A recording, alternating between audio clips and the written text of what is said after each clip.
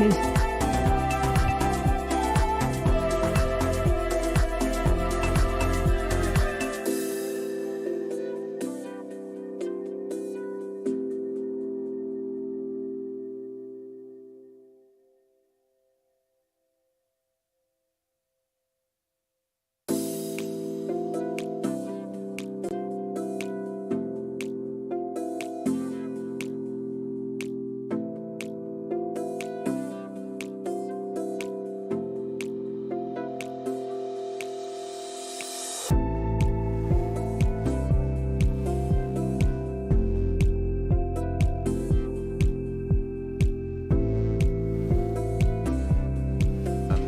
We might get underway. So we're just going to check and see whether it's operational. You can't do that.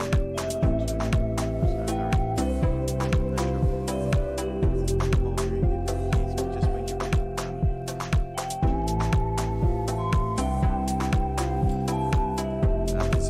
The deputy mayor's not here today. He's running on time. She did.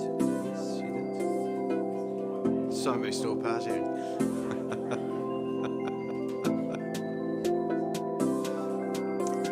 Now, did Robbie? No, Robbie texted me yesterday. His grandfather passed away.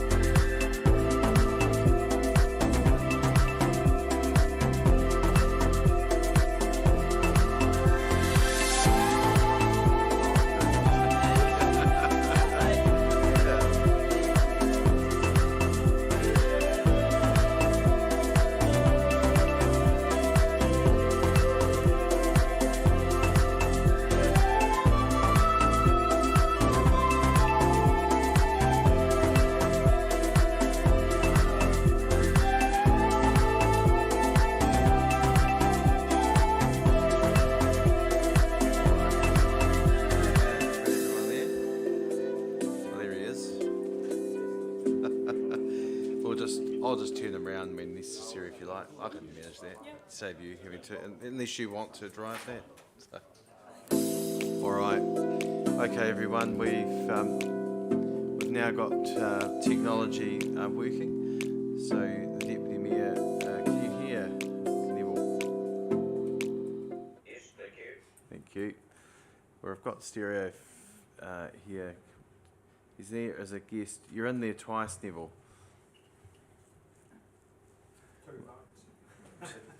You can only vote once, though. So there's Neville A and then Neville A guest. So we might just need to get rid of one. There we are. That's better. Okay. All right. So I'll call our meeting to order. Firstly, there's an apology from the Deputy Mayor, not in presence, but he's on, I can assure you he's on Teams, and I'll turn him around at the right time. Also, have an apology from Councillor Robbie Bryan, whose father sadly passed away. So I haven't heard from Nikki. She might be in Rangiora. Anyway, I'll move that those apologies be... Sorry, Jason, you prepared to move? Apologies be accepted. Councillor Ward, seconded. I'll put that. All those in favour, please say aye. Contrary, declare that carried. Any conflicts of interest for recording? No. Welcome, Nikki, and happy birthday for the weekend. Yes. Right, so I just like to acknowledge from the weekend a superb Friday Matariki event, I understand, here in Kaiapoi. So really well done to the organisers of that. I understand there was really good numbers and really good feedback, and I wasn't personally here at the weekend, but I saw the Facebook shots and heard from people, and obviously the fireworks, which is always a highlight. So well done to Carl and Sarah. What they call themselves, Brent? It's Blue Sky Events. Yeah, please, if you wouldn't mind. I think it was an outstanding event. So, all right. And anything else to be acknowledged? All right, we come to confirmation of minutes. Pages 10 to 19. Is someone prepared to move? Moved Councillor Ken, seconded Councillor Williams. I'll put that. All those in favour, please say aye. Contrary, declare that carried. Any matters arising from the minutes? No. So deputations and presentations, I've received no notification request for that. Item 6, there's no adjourned business. So we now come to reports. The first is 7.1, and that's the submission of Fast Track's approval bill. I see Timmy's here. Hello, Timmy. Welcome. If you can come forward. I'm just going to turn Neville around so he can see you. And you can see him. I hope he's not doing a David Benson Pope, but we'll find out. Anyway, all right. Good morning, and thank you. This is just, again, one of those reports I bring to you every so often for formality. So we had the Fast Track Approvals Bill that was submitted to Parliament in April. And since then, there's also been, I know that the Mayor and CE have had the opportunity to speak to the Select Committee about that. We've not had any updates beyond that. There are murmurings in the media about what shape or form it would look like, but I have nothing concrete to update you about in that space. But to say that, please take the report as read and endorse it or ratify it. Thank you. Thank you. Any questions of Timmy? I can just update briefly just to say that both the Chief Executive and myself did present to the Select Committee. We were at the airport actually. It was like the bill, very fast in terms of process. So like a lot of these things that are going at the moment, but the principal points are contained there, and we spoke to those. We didn't, wasn't a long submission process, so we'll see. I think the government's intentions are quite clear of what they want to do. We hope that the points that we raised around respecting processes that already happened, including consenting processes which have already been decided on, that we didn't feel should be revisited. The other was to have the Environment Minister included within the panel, and to have, when the panel is making decisions, when the ministers are making decision, that they advise that there is a representative from our local area to be included as part of that.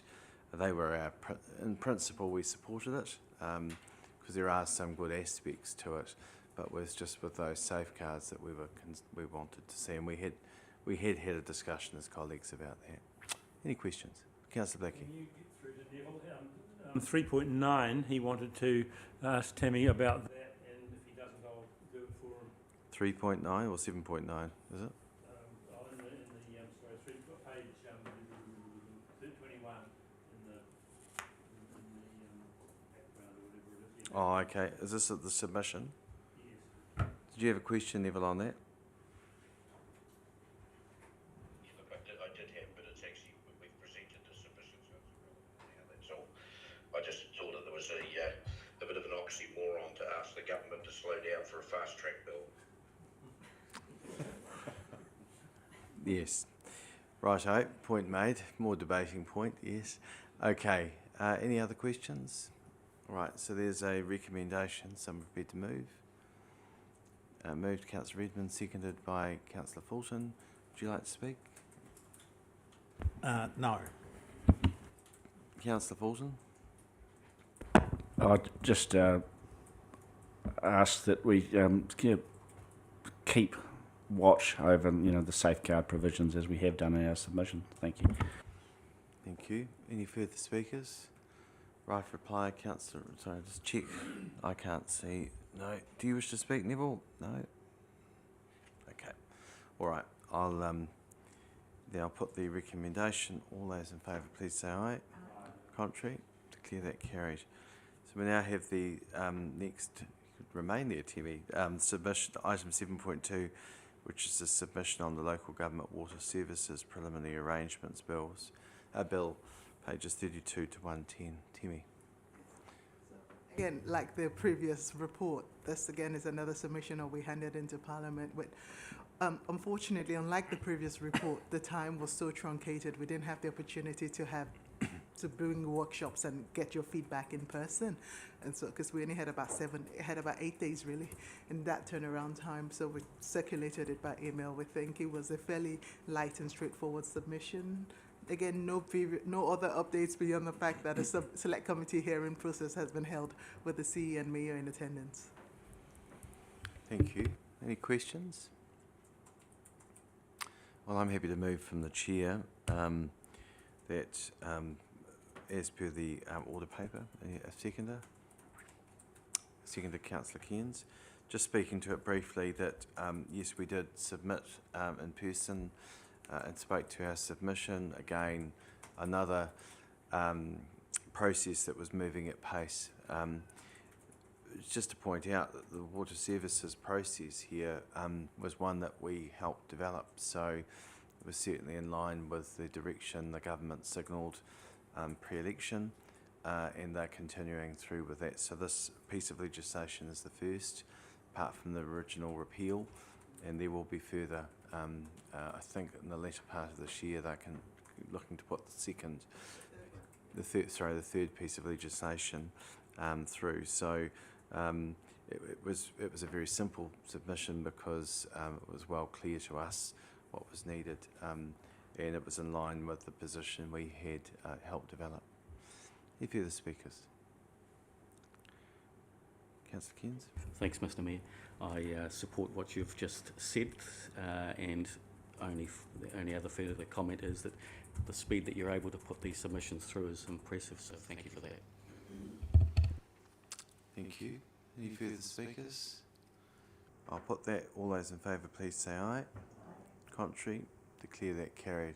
I'd just like to endorse those remarks. There's a lot of pressure our team's under, and right across the organisation. But Timmy, we do appreciate the work that you and all our team do to pull these together to ensure that Waimakariri's voice is not forgotten and not lost. So we appreciate that work. So if you could, through Simon, perhaps, if you could pass our thanks on. I know there's other members of the team that contribute. That would be appreciated. All right, thank you. We now come to item 7.3, which is the endorsement of the draft Canterbury Climate Partnership Plan. Thanks, VJ.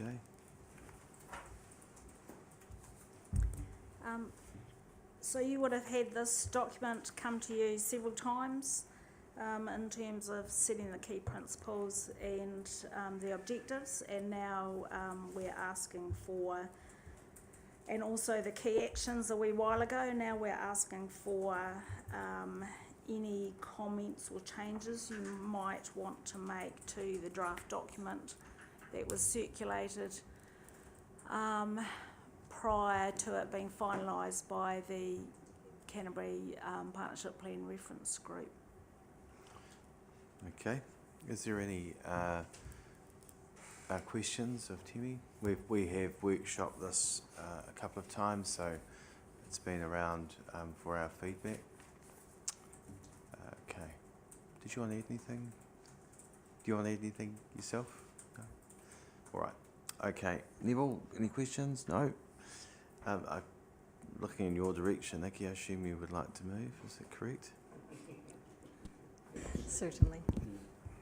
So moved by Councillor Mealings, seconded by Councillor Blackie. Councillor Mealings, start to speak. Thank you, Mr. Mayor.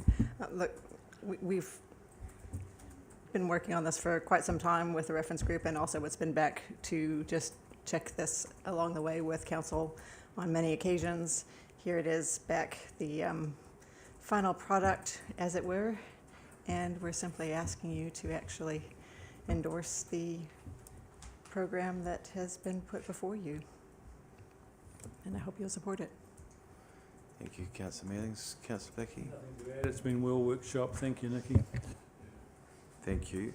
And I just adding my comments, I chair the Mayoral Forum group on this, and I'm very pleased that it has received, so I understand, widespread endorsement of other councils, which is really encouraging. The point about this is to work together in partnership. Climate change doesn't recognise territorial authority boundaries. It's something that impacts all, and so the model that we're developing here is actually a benchmark for the country. My understanding is that we are, I think, one of the first in order to come up with something like this. So we're hoping once the councils are concluded, that there will be a launch to officially acknowledge this, which we hope that the Minister would be present at. I've already raised it with the Minister, and he seemed very interested if he was free to come along with some others who are doing some very leading work in this area to perhaps provide some inspiration of what can be done. Because I think that's the important part in this. It's a journey we're on. It's not everything can be done immediately. It takes time. But having a plan like this where we can work towards what's good for Canterbury in this space is something that we, I think, very worthwhile us doing. Any further speakers? Right, reply if you wish, Councillor Mealings. I will just add to that. Look, this is a great plan because it gives a regional voice to a global problem. It allows us to leverage synergies amongst us, to work together, not reinvent the wheel, help those that may not have the ability to do pieces of work to get those things done. And dare I say it, why should everybody be spending money and recreating wheels all over the place? It gives us a united voice, and ultimately, as it says in this agenda here, sure, climate action will cost us, but the cost of inaction is likely to be far greater. An economic study had found out that the increased cost of taking decisive action sooner than later will begin to outweigh the short-term gains from deferring the response. I think that pretty much says it all. A stitch in time saves 9. So, thank you. Thanks, Nikki. I'll put the recommendation. All those in favour, please say aye. Contrary? Declare that carried. Thanks, VJ and Bex. But now you can remain, if you wish, for 7.4, which is the adoption of the Waimakariri Natural Environment Strategy. PJ. So today we're asking you to adopt the suite of documents. It's the end of a long planning journey, but the beginning of an exciting implementation phase. At the end of 2021, all the environment groups in the district came together at a forum hosted by the council, and the key things I identified that were issues or barriers for them were the lack of an agreed vision, lack of resources, and a lack of knowledge. Now, we believe that the natural environment strategy provides all of those things, and they saw collaboration as offering the most opportunities, and it truly is a partnership document. So through the LTP process, we did consultation on the natural environment strategy, and 156 people or groups supported implementing the NES through either option A, B or C, some level of implementation, and 40 people didn't. So there was 80% of people who submitted on the natural environment strategy were in favour of some level of implementation. And in terms of option A, which was the full implementation, most people, option A was the preferred response, and it was also supported by a whole lot of groups such as the Pegasus Residents Group, Forest and Bird, Silverstream Volunteer Group, Eshi Rakahuri River Care Group, Te Kahaka o Tuhitira Trust, Waimakariri Youth Council, Spokes Canterbury, Waimakariri Biodiversity Trust, and the National Public Health Service. So there's a lot of support sitting behind this document. And then just finally, I was recently at an Environmental Defence Society conference about the climate and biodiversity, and a young woman spoke, Pippa Pengelly spoke on behalf of youth, and she said, "We do not want to be seen as the leaders of tomorrow, we are the leaders of today." And when you look at the Waimakariri Youth Council submission to the LTP, they are saying one of the main conversations is around the mindset, stigma and stereotypes present around environmental issues in New Zealand. The group discussed how we need to get rid of the do it later mindset. So we are saying this plan delivers an affordable opportunity to start making progress. Do you want to add anything, Bex? Thanks, VJ. Any questions? Councillor Williams. Yeah, thank you. Just looking at this report, maintenance is not really mentioned into it with some of the, obviously you do a lot of planting and the plants don't get looked after and they die. So why isn't there... Well, sorry, you're saying plants don't get looked after and they die? That's right, yes. Where are you getting that from? Visual... So perhaps if you just pose the question rather than going down the track. Pose the question, please. Why isn't there some type of maintenance formed for the plants we're getting planted in here into this plan, plus also access through some of this planting for cleaning some of the drains and all that around there, so they don't actually have to get run over when some of the drains are getting cleaned. Thanks, Paul. The plants, they do get put into the maintenance schedule, and so they are maintained by Delta and overseen by the biodiversity team in Green Space, and so that's myself, Mike, Kate and our ranger, and we're just at the minute going through all of those areas that have been planted and doing a bit of a stock take to see how they're being maintained and whether that's up to scratch. I can update you on that when we have some findings. The planting of drains, so we're working alongside UNR to ensure that any planting, any restoration around drains... Excuse me, in the public gallery. Thank you. No speaking. If you're going to, please exit. Thank you. So that we have a drainage member present at our restoration planning meetings, so that we can ensure that there's always access and that any problems with the restoration plan is picked up immediately. Does that answer your question? Thank you. Councillor Cairns. Thank you, Mr. Mayor. Thank you for this amazing strategy in terms of the way looking forward in terms of our natural environment. In terms of the element of the edibles, is there any other councils throughout New Zealand that are actually allowing to have edibles, or a strategy to allow edibles within reserves and to allow the community to come in and actually forage for edibles within their reserves? Is there others leading the way like you're doing or proposing to do here? I'm not aware that there is. I know that there's community groups around the country who are taking parcels of land, much like the Kaipora Food Forest.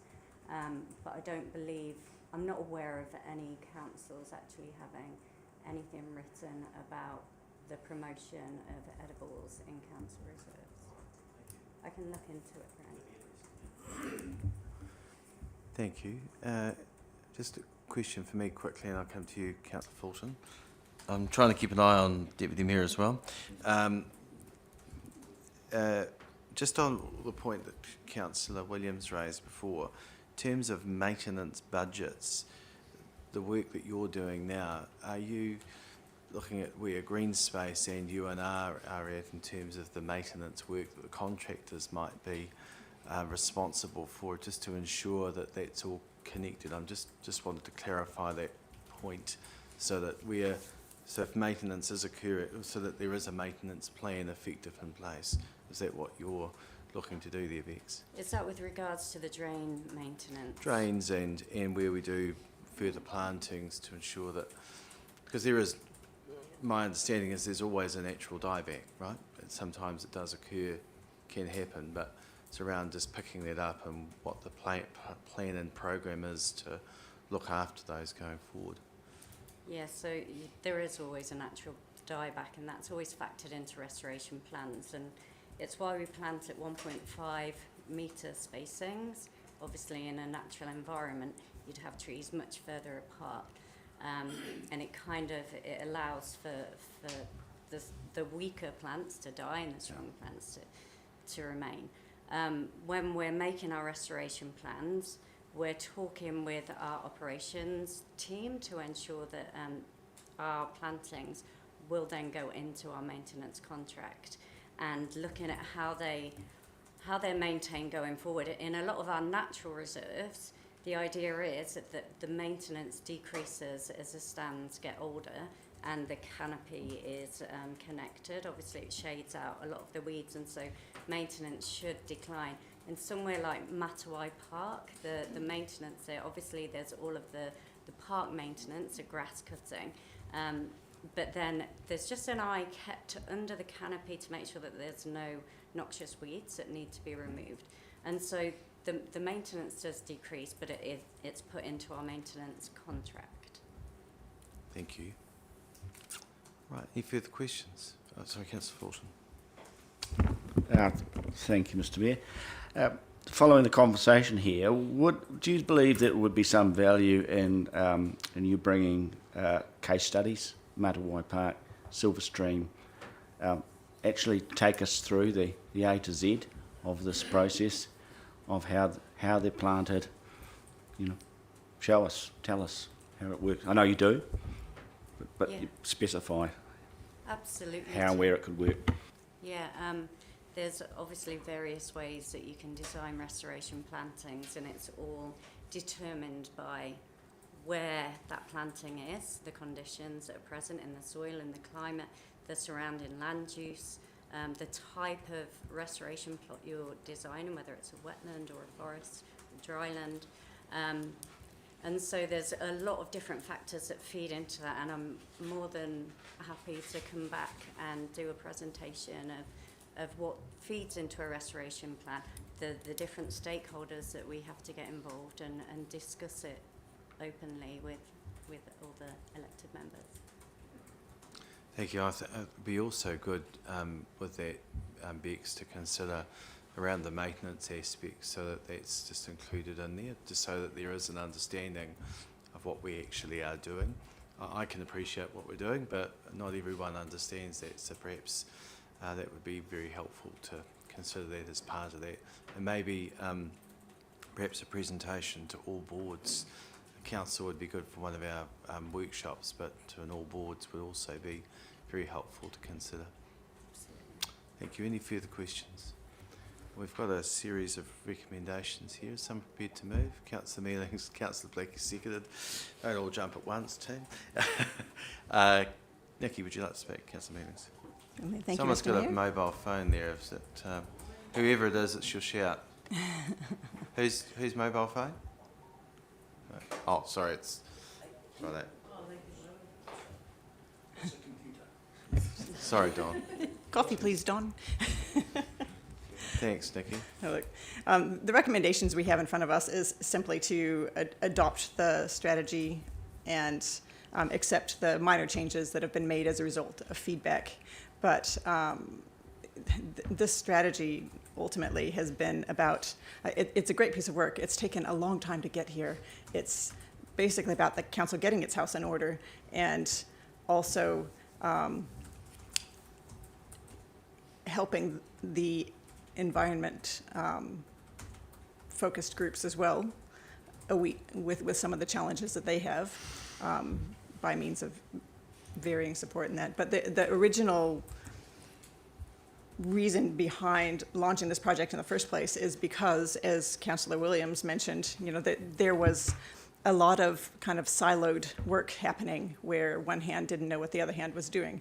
We didn't have that unifying document that linked all of our policies, our practices, our plans, and indeed what all the different departments were doing in the way of natural environment things. And this strategy will bring all that together, and it will hopefully reduce that inconsistency of approach that we have seen in the past, the duplication of efforts, again, just not unlike the climate partnership plan. There's no reason for all the different departments and areas to be doing their own thing, doing the same work, whenever it can all be done under one umbrella. And that leads to more effective use of resources and prioritization. And just, I would like to kind of dispel some myths about how we got here in the first place. As VJ did mention, 156 people and groups supported this. And there were 3 options, A, B, and C. Option A did have the most support. So that's why we went with option A. And when you think about individual submissions, often representing groups, large groups of people, we know that we have actually taken the step in the right direction that was indicated to us as the desired way to go. So I thank you for putting that through, and I hope you will support this recommendation. And again, it's simply just to adopt some minor changes due to feedback received from organizations. Thanks, Nikki. Councillor Blackie? Thank you, Mr. Mayor. Yep, this, as we talked about when we first workshopped this is a bit of a quantum leap. I think it's fair to say that this council, like most councils in New Zealand, for many, many decades, all the emphasis has been on what you could sum up as the hard stuff, pipes, roads, concrete, and this is the first time that green, using the term green to cover everything, including water, it's the first time it's been given. It's always been the poor relation at the wedding, and this is the first time it's been integrated into our strategic thinking. VJ summed it up very nicely in some of her background here, where she said it's a direction for council's investment, protecting and enhancing natural ecosystems within the district through the development of a long-term vision. And furthermore, the recognition that all aspects of life rely on a thriving natural environment. And I think that sums it up excellently, VJ. Thanks for all your work. Thank you. Nikki, your speaker's still on. Thank you. Cheers. Thank you, Mr. Councillor Cairns, thank you. Thank you, Mr. Mayor. Reading the strategy and the implementation strategy, one thing that impressed me was the request from council asking for groups to be involved, particularly in regard to planting, and also I liked the way that you've added into the submission about allowing edible perennials and that sort of thing, food forests, pocket food forests. The one thing that I've loved to see in this sort of strategy is the case in point is Jane's Garden Reserve here in Kaiapu in Beechgrove, where a neighbouring resident took ownership of a neighbouring park and has made it her own, but it's just a wonderful asset to the whole community, where she's actually gone out there and worked with Green Space team to actually make it a real asset to the community. And I'd love to see that happen more and more around the whole district. It's going to be absolutely fantastic. So thank you for the work that you've done in putting this strategy together. Let's see it all happen now. Thank you. Thank you. Councillor Fulton? Thank you, Mr. Mayor. Just to endorse the comments of colleagues, and including the mover and seconder. I think that this is a structure that we can use widely, not just across council, but in our interaction with with our communities. I'm thinking of my zone committee role. We're going through some permutations of how zone committees might look and how they engage with the community. I understand from the likes of Councillor Blackie and Mealings that when you're creating these groups, sometimes it's just helps not just to have the right people there, but to create the sort of the rules of engagement, give a bit of a direction at the start, and I think this gives that sort of direction. One observation I make is that we've talked a lot about public spaces, and I understand this is a direction for council, but it's also a direction for people who may have no interaction with council at all or no real interest in being too involved with council, but they do want to get together and they do want to do good things for the environment. So it's not just about our road reserves, about our public spaces, about our pipes, as Councillor Blackie said. It's actually about our private spaces, the sort of the in-between bits as well. So I think this can really help bring together people sort of, do you want to say it, organically, at risk of a bad environmental pun. So, yeah. So, thank you and well done.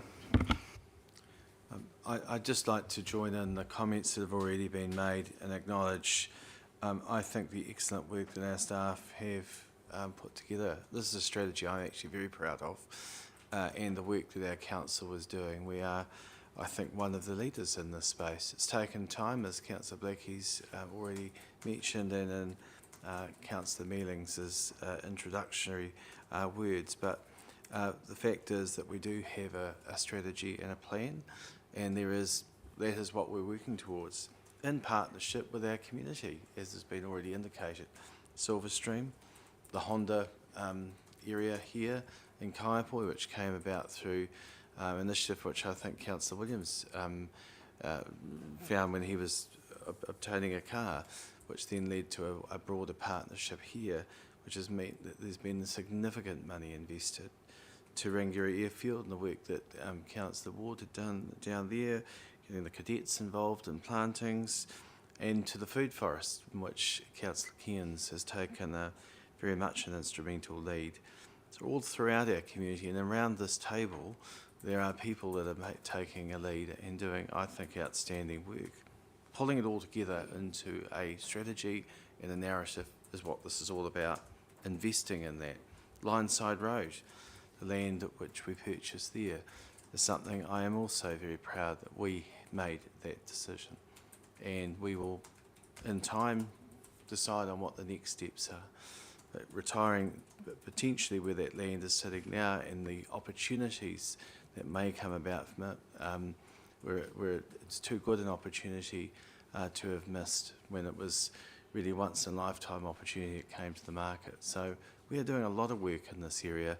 VJ and Bex and all our team, thank you for pulling it all together. I think we're incredibly lucky to have the staff that we do that are pulling this together. We're lucky to have the expertise that we have at our tables. And VJ, you've had many years experience here and doing a very fine job. And Bex, you bring also your significant skills and expertise here. And when people ask about, well, where is council, where is it getting its expertise from? We have it on staff. We have it round this table. We have it in our community. It's pulling it all together. So well done, team. Any further speakers? I'll just check. Do you wish to speak there, Deputy Mayor? Thank you, Mr. Mayor. Look, I endorse this as well. I think this is one of those reports, if you like, that's been progressive over many, many years, and we've done it for a long time. Not intentionally, but the Mayor left out one of the most important areas that we have in this district, which is Te Pohaka Trust. Oh, sorry, yes. Oops. And, you know, it's the hundreds of thousands of trees, plants that have been planted in this district to enhance what we're doing and to try and help us with what we're doing. I mean, every time we talk about, dare I say them, I'm not sure whether you call them waterways or drains, whichever way you want to call them. You know, we talk about how we plant them and what this strategy will help us make those decisions right the way through to where we end up. As for attrition, there is a natural attrition even in native plants. I can think of some areas that we've planted it, particularly in Te Pohaka and around our surge ponds, where we picked what we thought were the right plants.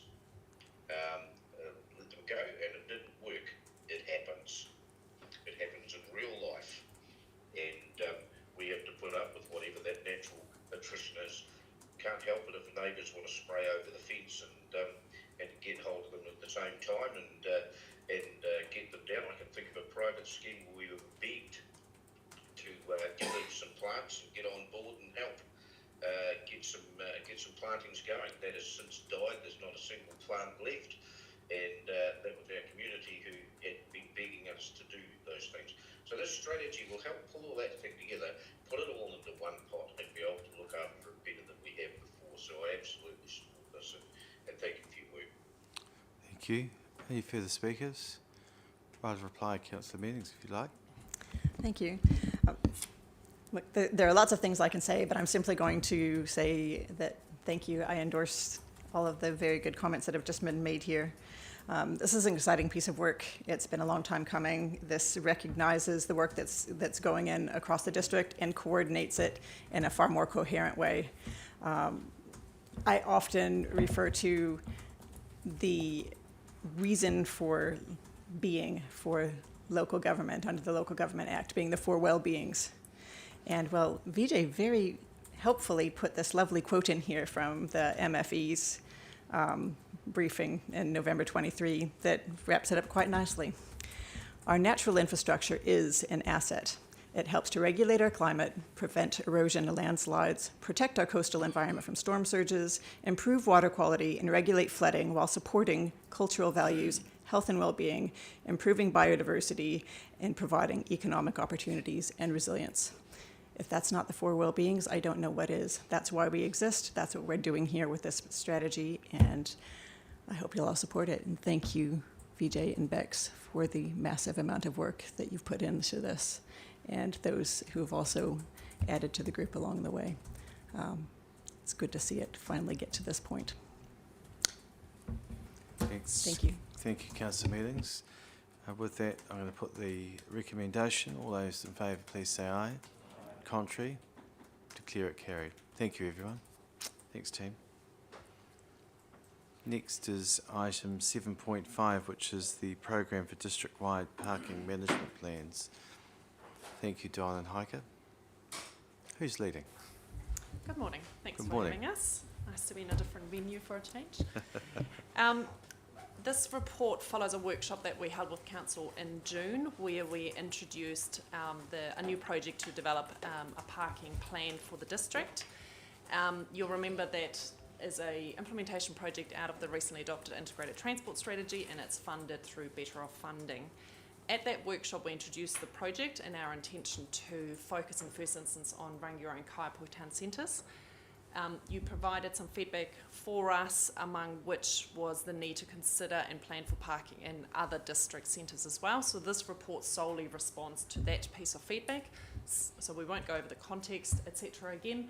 And we have meanwhile gone ahead and spoken to Rangiora Ashley and Kaiapoi Tohewe community boards as well. So the purpose of this report is to seek your endorsement for a program approach to developing parking management plans individually for a range of centres around the district, starting off with Kaiapoi and Rangiora to complete those in the next 12 to 18 months as planned. That is linked to an existing tender that's been awarded for consultant work and that specific budget through Better Off funding, but then we are proposing that over the coming couple or so months we run workshops with the remaining two community boards, Oxford Ahoka and Wood End Sefton, to discuss any urgent parking issues and to agree a time frame with those boards of the development of individual parking management plans for them.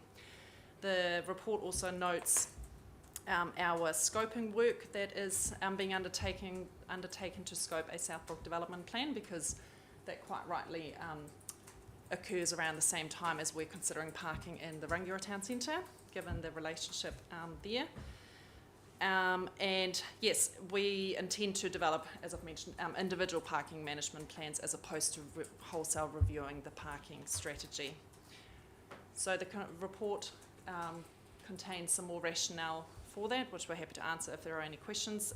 Just a very brief note to say some of that formatting and the recommendations, apologies, it's gone a little bit skew-iffy. I've pointed out to Adrian, who's got it ready and set to go for the minutes, but essentially that first half of the current recommendation C should actually be B4, so that shifts across, and then the second half of recommendation C that begins with notes that work to investigate becomes a standalone recommendation C. Thank you. I appreciate that, because I similarly just picked it up with the CE, so yeah. Thank you for that. Okay. Don, did you want to add anything? No, nothing further to add. Okay, questions? Councillor Mealings. Thanks for the report, guys. Just out of curiosity, in 4.7 and 4.9, you mentioned, for instance, Southbrook's anticipated land use in relationship with the town center, and also talked about significant developments planned in the South Muba area having an effect. Are those things that we need to await outcomes of some planning instruments happening, or is it something that we can work around? I think we can probably work around. The Southbrook plan in particular is likely to look at much more macro level inputs like land use, flooding, infrastructure, roading projects, etc. Parking will play a role in that, but it's more about the relationship of development of that and what effect that might have, and vice versa with the town centre. But I think they can probably happen in tandem. And in Kaiapoi, I suppose the progression of that South Mover plan is probably, you know, at a stage where we can make some assumptions around it in terms of what impact for parking that would have. So I don't personally see a risk. So you're not talking about zoning, you're just talking about how things unfold, like for instance, like with Southbrook, for instance, because that's currently a matter before another process. Rezoning may eventuate sooner or later, so I think the Southbrook strategy will be the first step of considering what we have and what we in future we will need, and then there will be some conversations about rolling out that implementation over time as comes forward. I think you've hit on always a difficulty with these types of things is we're going to take a snapshot in time, which the day after we start will be a little bit out of date, and that's just the way of the world, and whatever date we choose, something else will be on the horizon. So I think it's just a matter of us taking into account those future things as well as we can. As they say, all models are wrong, some are useful. Thank you. Thanks, Councillor Mealings. Councillor Fulton. Thank you, Mr. Mayor. I'm interested in the way that our parking interacts sometimes with our public space, particularly our recreational spaces. I'm thinking of Oxford as an example. I'm on Pearson Park Advisory. We have problems with Showgate Drive. It's a bog. It's a road that interacts with the Pearson Park the AMP Showgrounds. People got to, look, I could go on. That's a project. So people don't just interact with the shops; they interact with our public spaces as well. Are we going to take that into account? That this is where a lot of people spend their lives, actually trying to find a park and actually accessing mudding sports fields, etc. Thinking back in particular for the first cabs off the rank, likes of Rangiora, certainly things. There are parking demands and then parking supply, and where parking demands come from commercial, but they also may come from recreational uses, and those will be taken into account in thinking about where the demands will be in the future. So for Rangiora, certainly the likes of Dudley Park or Victoria Park would be part and parcel of that thinking to plan where the parking needs to be. Going back to Oxford, the intention of these really is when we meet with the boards, we're fully expecting that they will highlight 2 or 3 issues that are occurring right now. They don't actually need a strategy or a plan or anything big. They just have a problem with whether it be the supermarket or you've mentioned the Pearson Park. I'm fully expecting that we will get sent away to ask to be thinking about 2 or 3 significant issues about can we get on with those, and then an agreement on a time frame for the overarching town centre, which may well bring in a bigger, wider view of that. But certainly, I think I've taken a long time to answer the question. Yes, they will be taken into account. I suppose just to further that, Mr. Mayor, so we, when we think Kaiapoi and Rangiora, I at least tend to think, retail, access, proximity to shops. Some of our other centres might have different challenges and different issues, that we're saying. Thank you. Just in order, I've got Councillor Williams, Redmond, and then Cairns. Thank you. Yeah. So the strategy system will have particular staff, I presume, managing the strategy forward. Will they be integrating with the other council outfits to make sure, for example, when we design new roads and all that drama, so we're not taking away excess parks for no reason, and we work in conjunction with them. Are they going to integrate with all the different divisions of council to make sure, we're not losing anything? But parking is important. How we tend to manage these types of projects, any strategy, in this case it's a plan type of project going forward, is we have a project control group or project advisory group that are the key experts across multidisciplinary units in council that come together on an at least monthly basis to make those key decisions. So we certainly have roading staff on that, strategy, enforcement, planning, you name it. And that's exactly the purpose, to make sure we're aware of all of those aspects and how they need to feed into the work. Thank you. Councillor Redmond. Thank you, Hiker and Don.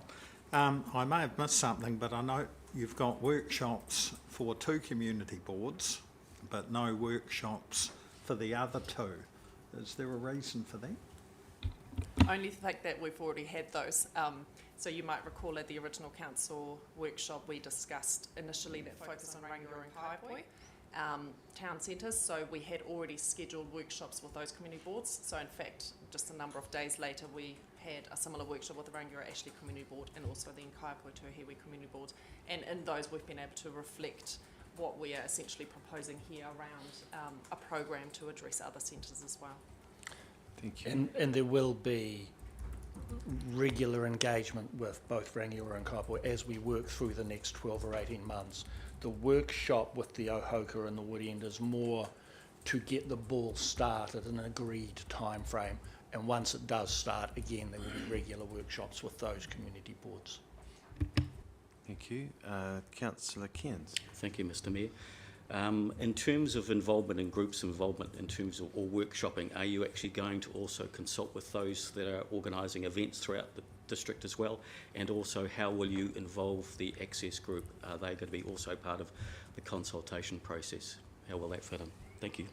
Good question, thank you. We've had an inception meeting recently with our consultants who we've contracted, and as part of that they went away, as did we at the outset of project planning, is to undertake a stakeholder scanning exercise.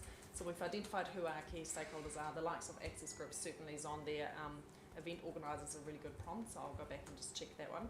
And what we intend to do is, during the development of those parking management plans, is to hold a charrette type of exercise in September, to which council and community board members will be invited as well, and some stakeholder groups in terms of during the development of the plan, and then certainly when we have draft plans they will be put out for wider public consultation, and particular stakeholder groups will be essentially alerted as well. We're also looking at undertaking some early community engagement through a survey in the coming month or 2.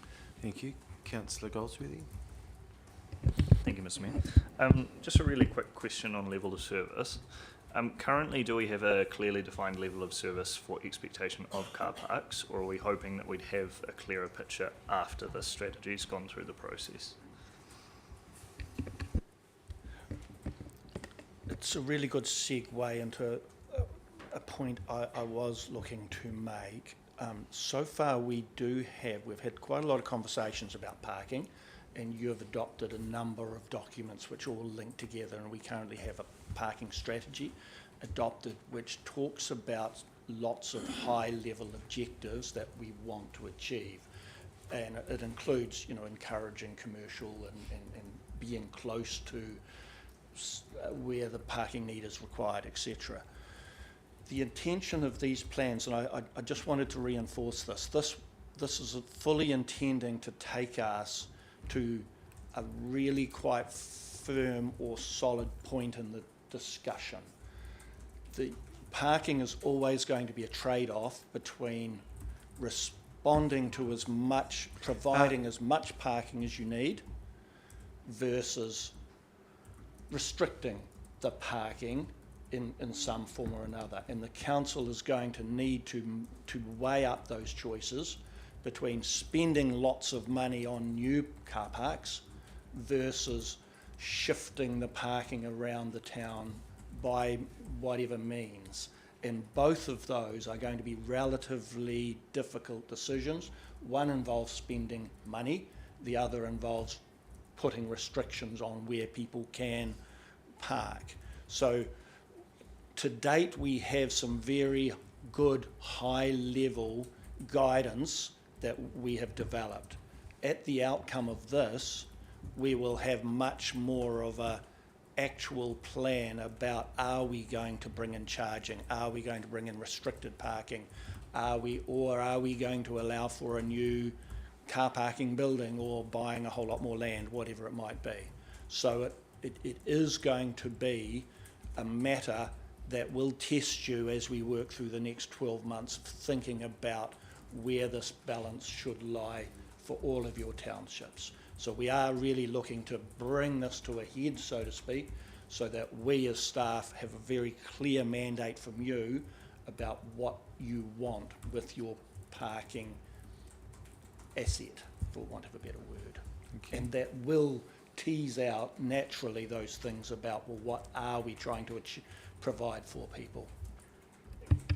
Thank you. No further questions. I'll just check. No question. Is there a question there, Councillor? Yes. Deputy Atkinson. Cheers. Look, I'm struggling to hear the questions there, so you may have already covered this, but I'm a bit disappointed to see in there that the charging aspect is not at the forefront of everything that goes around this this strategy. I've just wondered why that's not in there. Previously, we have done that on the end of things, and that doesn't work. We need to know up front what will happen if in the towns would be, if we were to charge, and how. Would it be leased out? Would it be ours? Would it be someone else?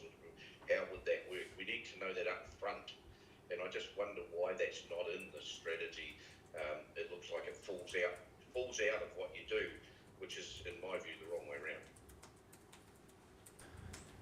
So to pick up on a point that Heike made, can you hear me well, Neville? I can when you're close, Don. Yeah. Okay, thanks. To pick up on a point that Heike made, this particular report is focused more on the timing of the district-wide rollout of these plans rather than the actual intended process of developing these plans. But in putting together the brief for the consultant we've put on, effectively we've almost got a 15 or 16 bullet point process of going through a logical thinking process.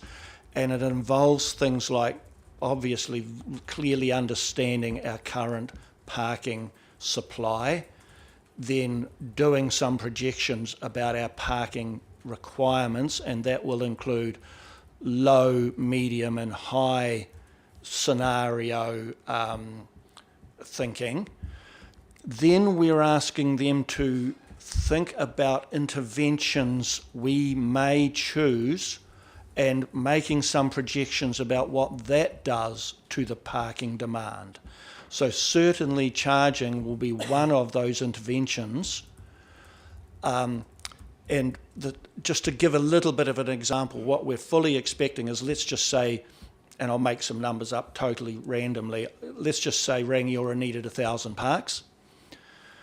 What we're doing is we're splitting Rangiora up into 3 zones. So there'll be the town centre zone, there'll be the sort of the outer ring, and then there'll be further out again. Now, if it needs 1,000 parks at the moment, 400 of those might be in the town centre and 600 in the outer ring. If we bring in charging, it's unlikely that the 1,000 would change. There's still going to be 1,000 people who need a park. What it may, though, do is shift them from the town centre where we put in charging and shift them to the outer ring where we don't put in charging. And the process of thinking that we're going through will ask those sorts of matters to be given a little bit of a scientific or rational conclusion about what would happen if we brought in parking restrictions. if we brought in charging. And there's several other types of interventions we might consider.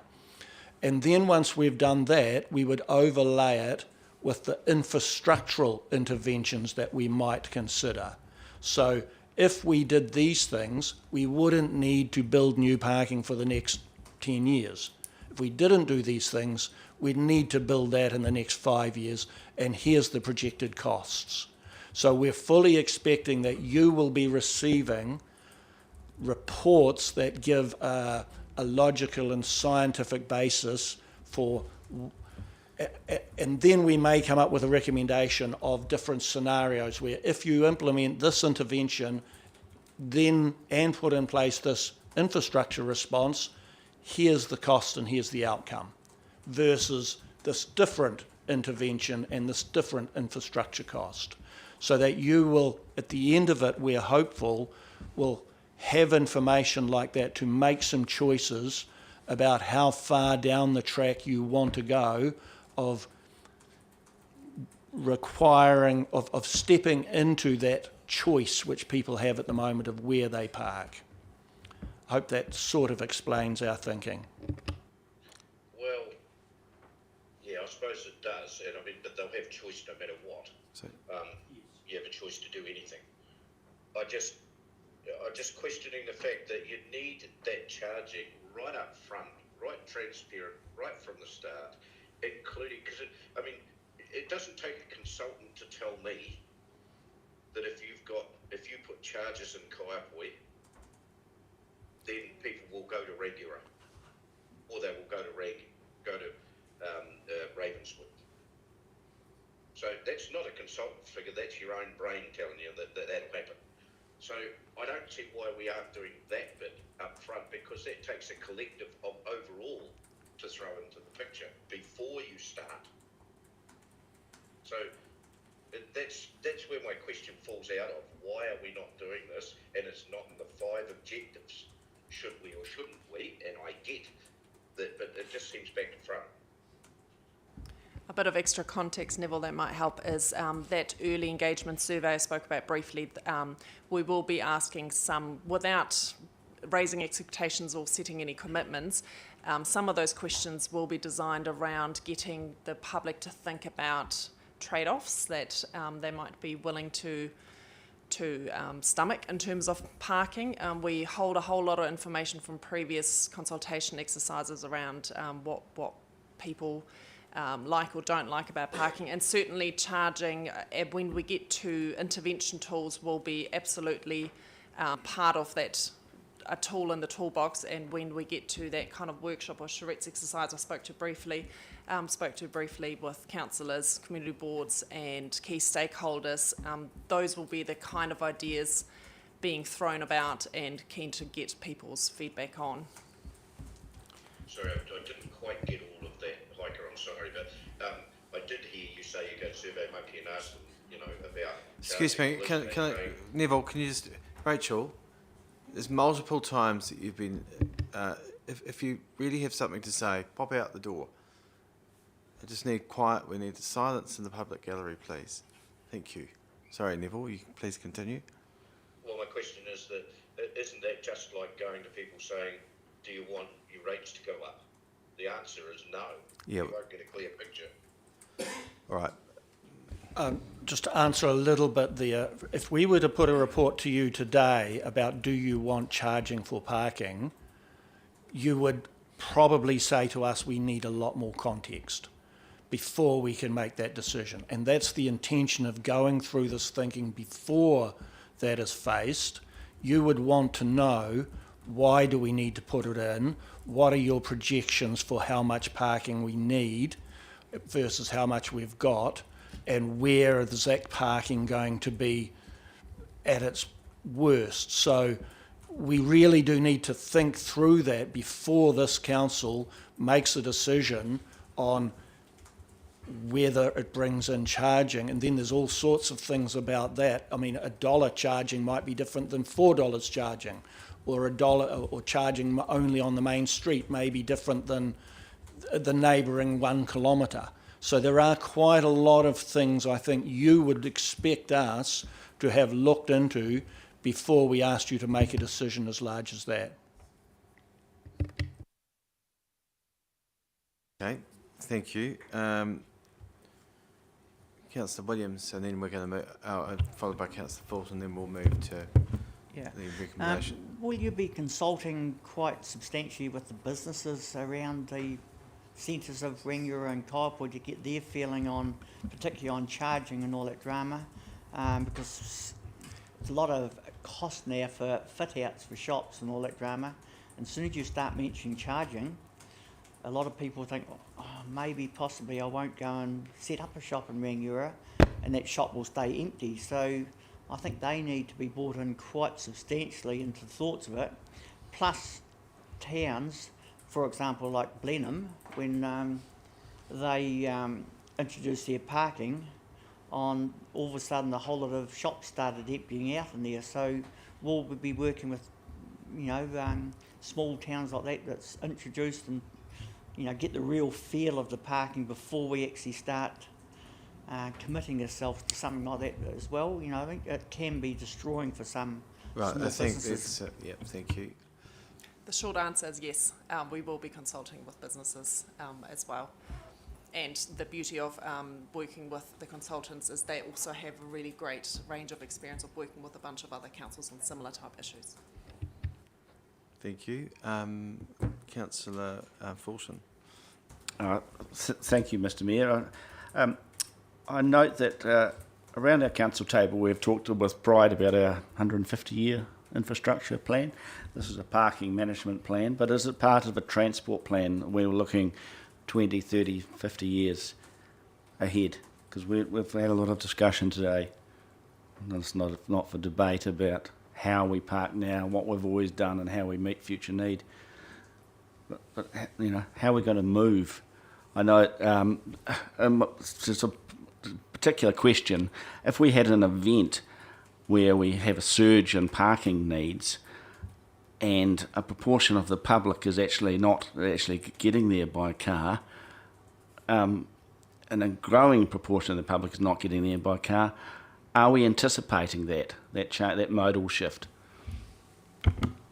Again, short answer is yes. So the parking management plan work drops out of the integrated transport strategy. You'll remember that at a really high level set the direction for some shift changes such as mode shift, for example, and certainly some of the scenarios that Don spoke through about and that logical development of the plan will need to make a number of assumptions, and one of those would be a certain amount of assumption around mode shift, but also looking at future key points in time. So we'll probably be looking at 25, 35, 45 or... I think it was 10, 20 and 30, I think, of our time frames. There'll be allowance for surge parking, for surge pricing as well. I mean, Uber does it.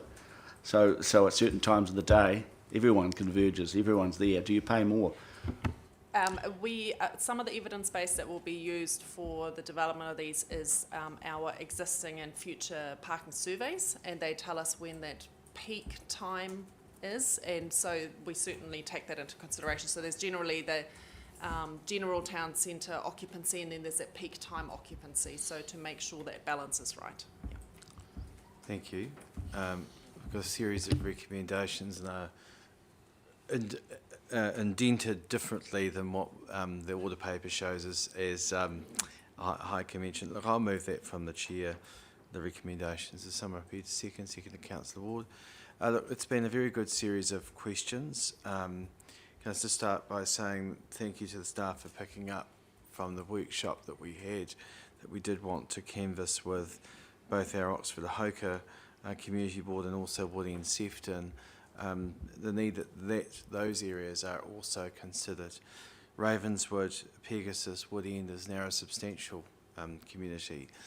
There's a substantial commercial development in Ravenswood now. And we've got, of course, smaller, certainly down in Pegasus also, and then in Oxford, well, we regularly get raised with us, those of us, when we go around businesses up there, particular issues that they have, and including Mandeville, where we've got a parking, well, there's parking with a commercial development. I don't really want to get tied up into too much about charging, because I think it needs to be at a high level. Let's understand what the issues are. What are we trying to fix as a consequence?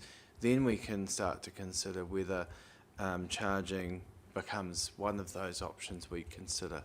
The touch points for that must be back here at the council. If that's to be explored further, there needs to be an appetite and I guess an endorsement that that is something we're prepared to do. I don't know at this point in time. I would like to see what the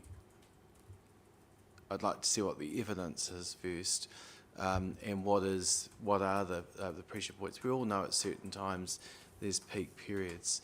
Is charging going to remedy that, or are there other strategies we'd like to look at first? So they're all the things that we need to consider, but I wouldn't really like to see this becoming the headline that it's all about charging, because it's far too soon to come to those concluding points.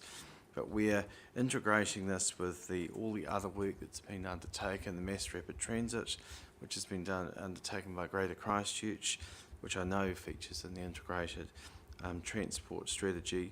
Then we've got the work which we'd like to see is linked with the Southbrook area too, and also what might end up being the futures of the area right in the centre, which is around the Rangiora Toyota and that car parking area, for want of the correct title we call that. But there's a whole range of things that we just need to see are coordinated. And what is where is our capacity? Do we have capacity? If we don't, what may be the plans for investigating? It's a whole lot of water to go under the bridge before we come to any conclusions, especially around parking. Thank you. Seconder, who was seconding that? I just forgot. Councillor Ward, thank you. Thank you, Mr Mayor. This is, of course, a moving feast. We're a growing district. Technology is growing. A lot of our residents are getting more elderly.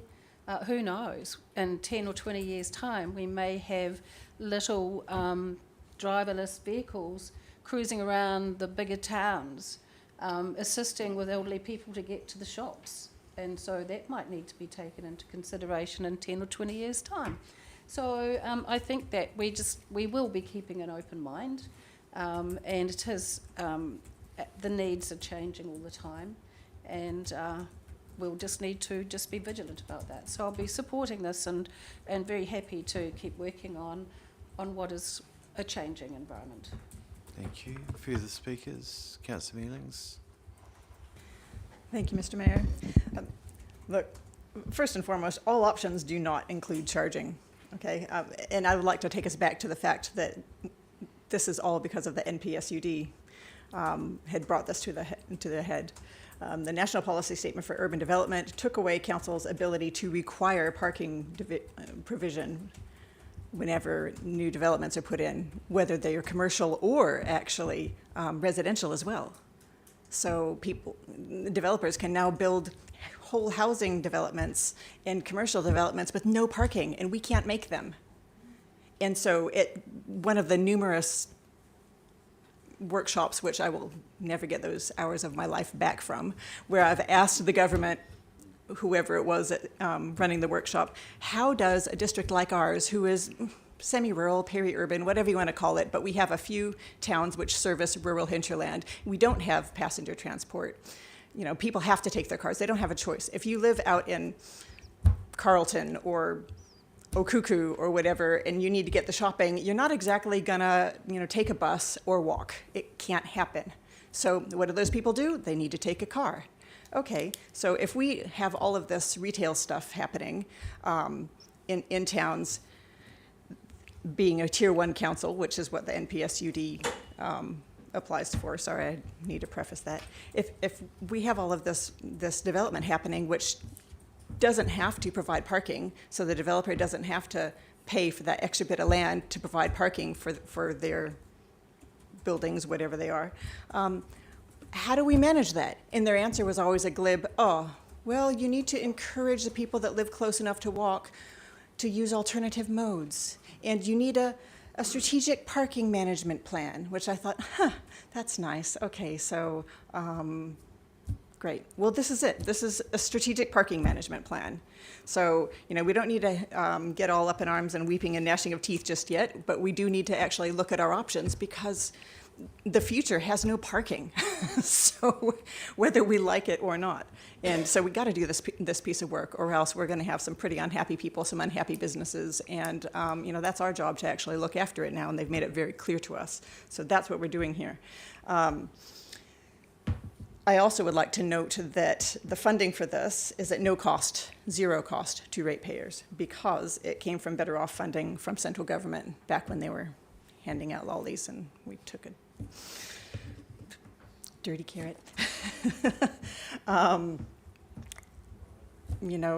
At least we can put that money to some good use, being that they've put us in this position to have to actually look into this because of the parking situation that they put us in.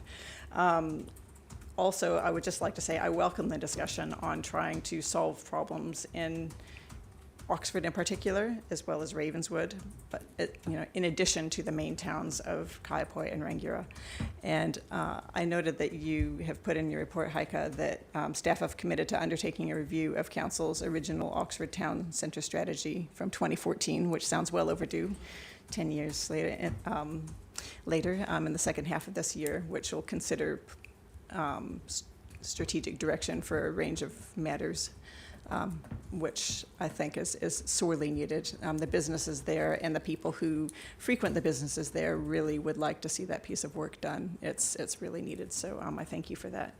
So, I support the recommendation. Thank you for all your work on this, and we'll just have to see where it takes us.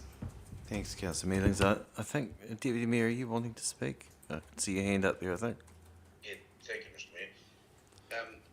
Look, I'm not quite sure how we got round to charging becoming the main point of this strategy. I welcome the strategy, and it should be done.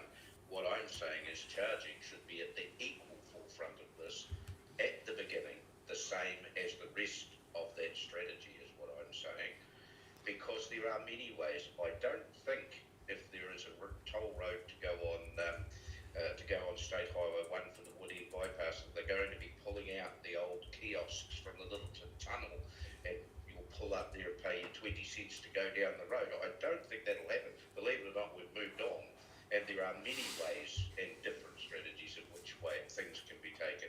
Well, there are discs in the road that tell you how long they've been there. They can't charge you automatically. There's all sorts of ways of doing things.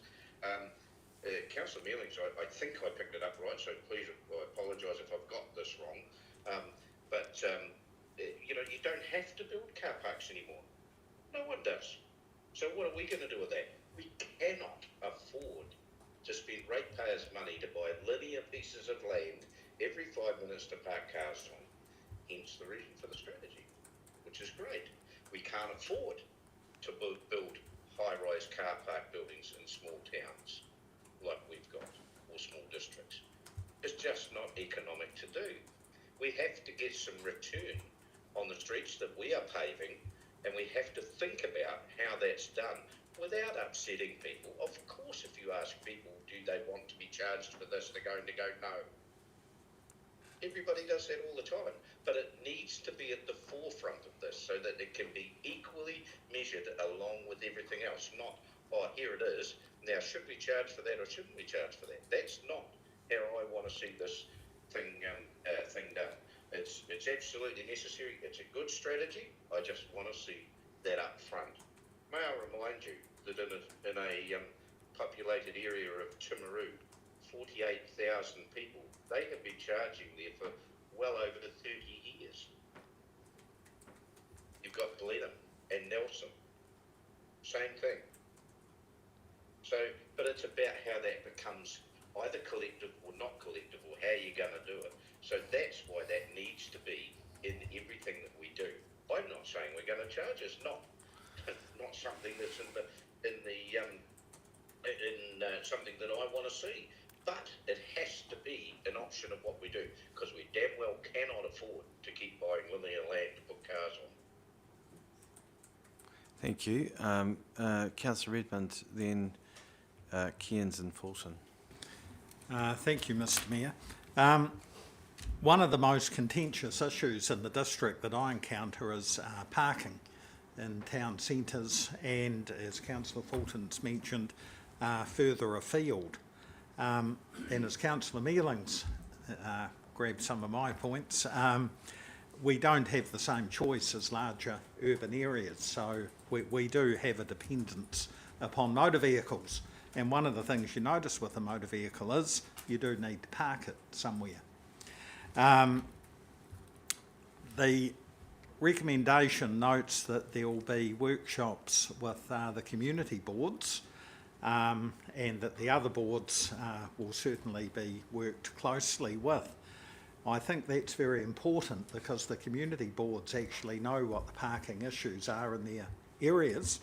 And I was reminded of when I was on the Kaiapoi Tuahiwi Community Board and we had a discussion about parking around about 2016 or 17. The consultants told us that we had plenty of parking, but the voice from the board was that no, we didn't, and that was what people were telling us. Ultimately, that ended up with additional parking created in Charles Street, so that turned out to be a success. One of the other things I learnt was supermarkets. They always overplan the number of car parks. They don't want an 85% occupancy rate. They want it much lower, so they build a bigger car park because it's perception of motorists and the perception of parking availability. I think the local voice is very important. And Councillor Fulton's observation that it's bigger than retail is quite valid.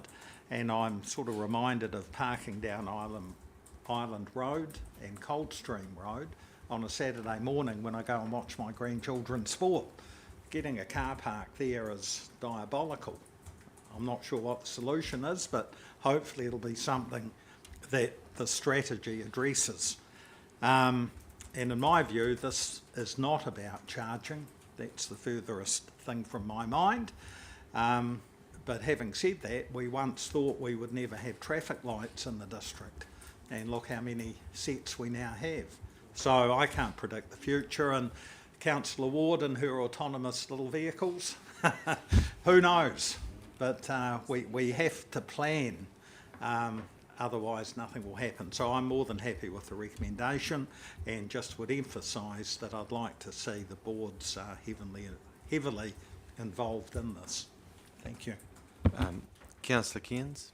Thank you, Mr Mayor. I'm certainly going to be voting in favour of the recommendation. The one thing that just is missing, I believe, is cycles.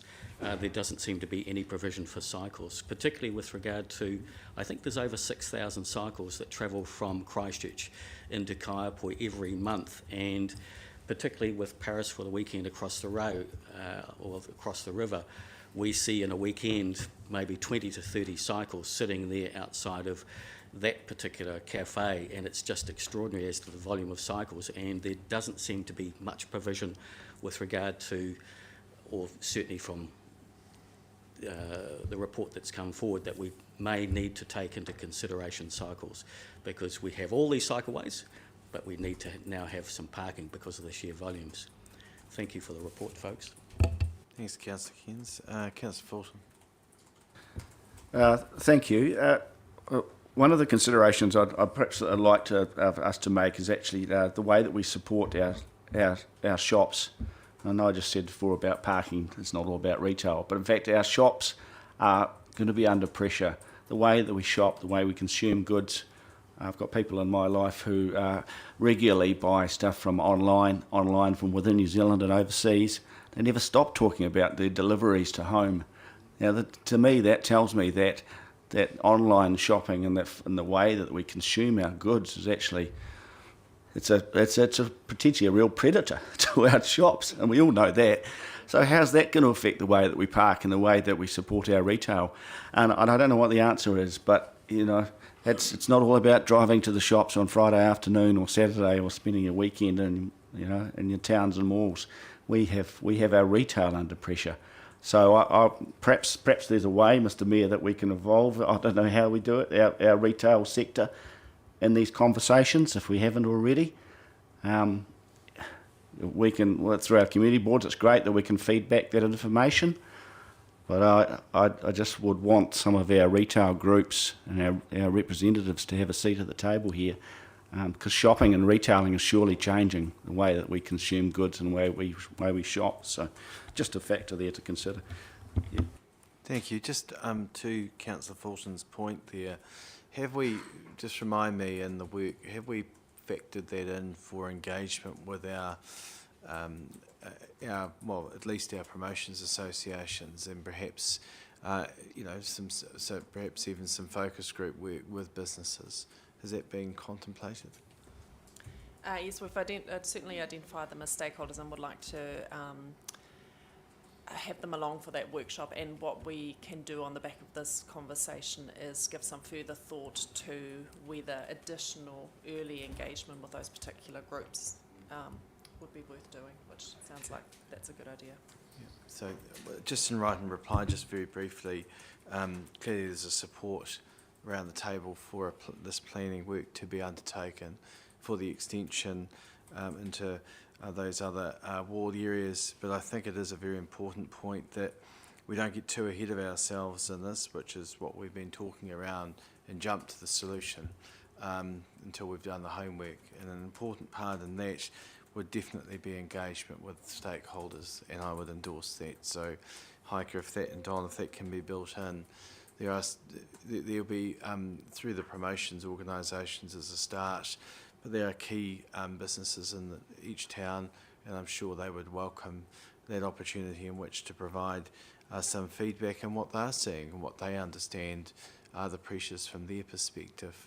I think Councillor Cairns' point around cycles is also an important point that we often do forget, just the growing numbers that are here. I see them at, when I'm going around cafes at the weekend, particularly in Rangiora, when I'm popping past from a coffee at Coffee Culture, there's a number that come out here, and their bikes are all linked up and gets various locations. So something we need to think about is around that. And years ago, we did actually have cycle stands, and trends change. Well, perhaps that's something we do need to be factoring further in that regard. But look, this is what this work's all about, and I hope we haven't extended the remit too much there, Heike, that it's made it completely unrealistic. But I think the way in which you've proposed this is the right way, but testing that and then bringing it back, some touch points to the council on where that's heading and what we're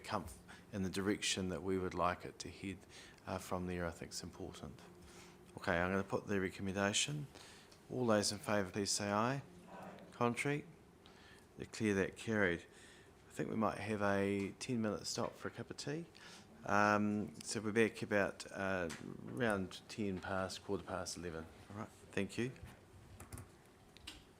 You can have a cup of tea at home, Nev. All right, where is, are they next door?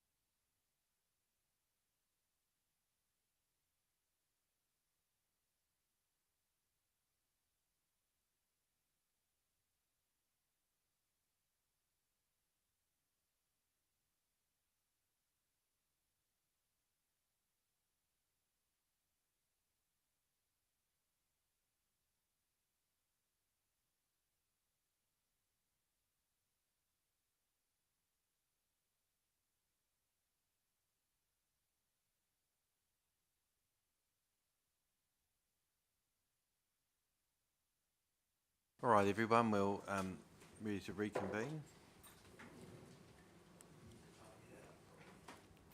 All right, so let me know, Adrian, when you're good to go. That doesn't look like that's going. Okay.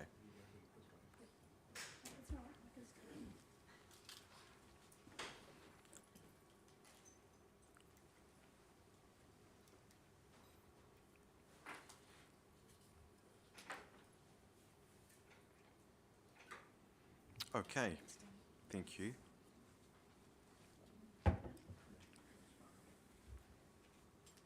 So we're now we reconvene, we're at item 7.6, which is progressing key projects in advance of NZTA funding certainty.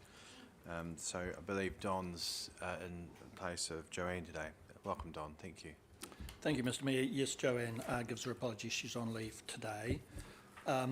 The purpose of this report really is to allow staff to continue to work on these three projects, which are important to the council and which you have budgeted to be carried out, significantly carried out in the 24-25 year.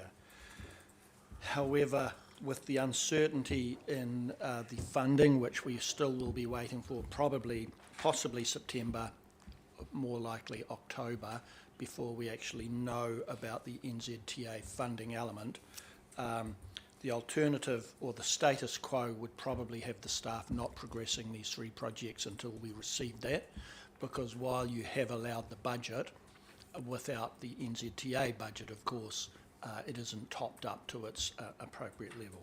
So this is really nothing more than you agreeing, giving the staff the mandate to progress these to the budget amounts that are included in here in order to allow us to continue to progress these so that we can get them ready to the start line for when the actual funding certainty does come. We will not be progressing major works or major expense.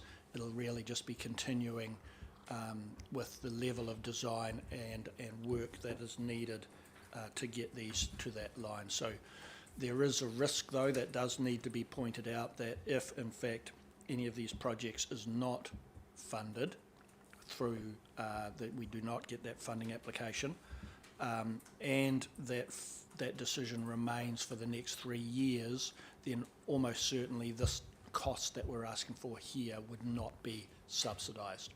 What can happen, however, as I think you're well aware, is that sometimes happens that they may decline the funding at this stage, but find the money either next year or the year after, as and when their 3-year funding balances sort out, because others may not have spent enough and they're looking for alternatives. So by having this work in the drawer, even if it was declined, we're ready to go as and when it does go. And I think we've only picked projects which we know there is a high that you have signalled a strong desire to continue with. So we don't believe there is a significant risk in any of this, and I'm happy to take questions. Thanks, Don. Firstly, Councillor Fulton, then Councillor Ward. Thank you. Oh, thank you, Don and Joanne and team for this report. Have you assessed, particularly under these road sites, there are substantial seasonal peaks in traffic in and out there? They have these pinch points where they need to get stock in and out, so in the event of further slippage of the existing road infrastructure and this work not being done as we wait, have you sort of taken that into account? Because it's obviously got different dynamics to the other two, where there is no other choice. This is quite a significant. That one is quite significantly different because it is such an important piece of infrastructure for the locals up there. We haven't done any assessment as you're talking about, but if we didn't, we have done really no design on that project at all. We have a bit of an options report which talks about what we could do there. We have not advanced that, so if we were to wait until October before we even turned our mind to it, I would almost guarantee we would not be building anything this time side of winter.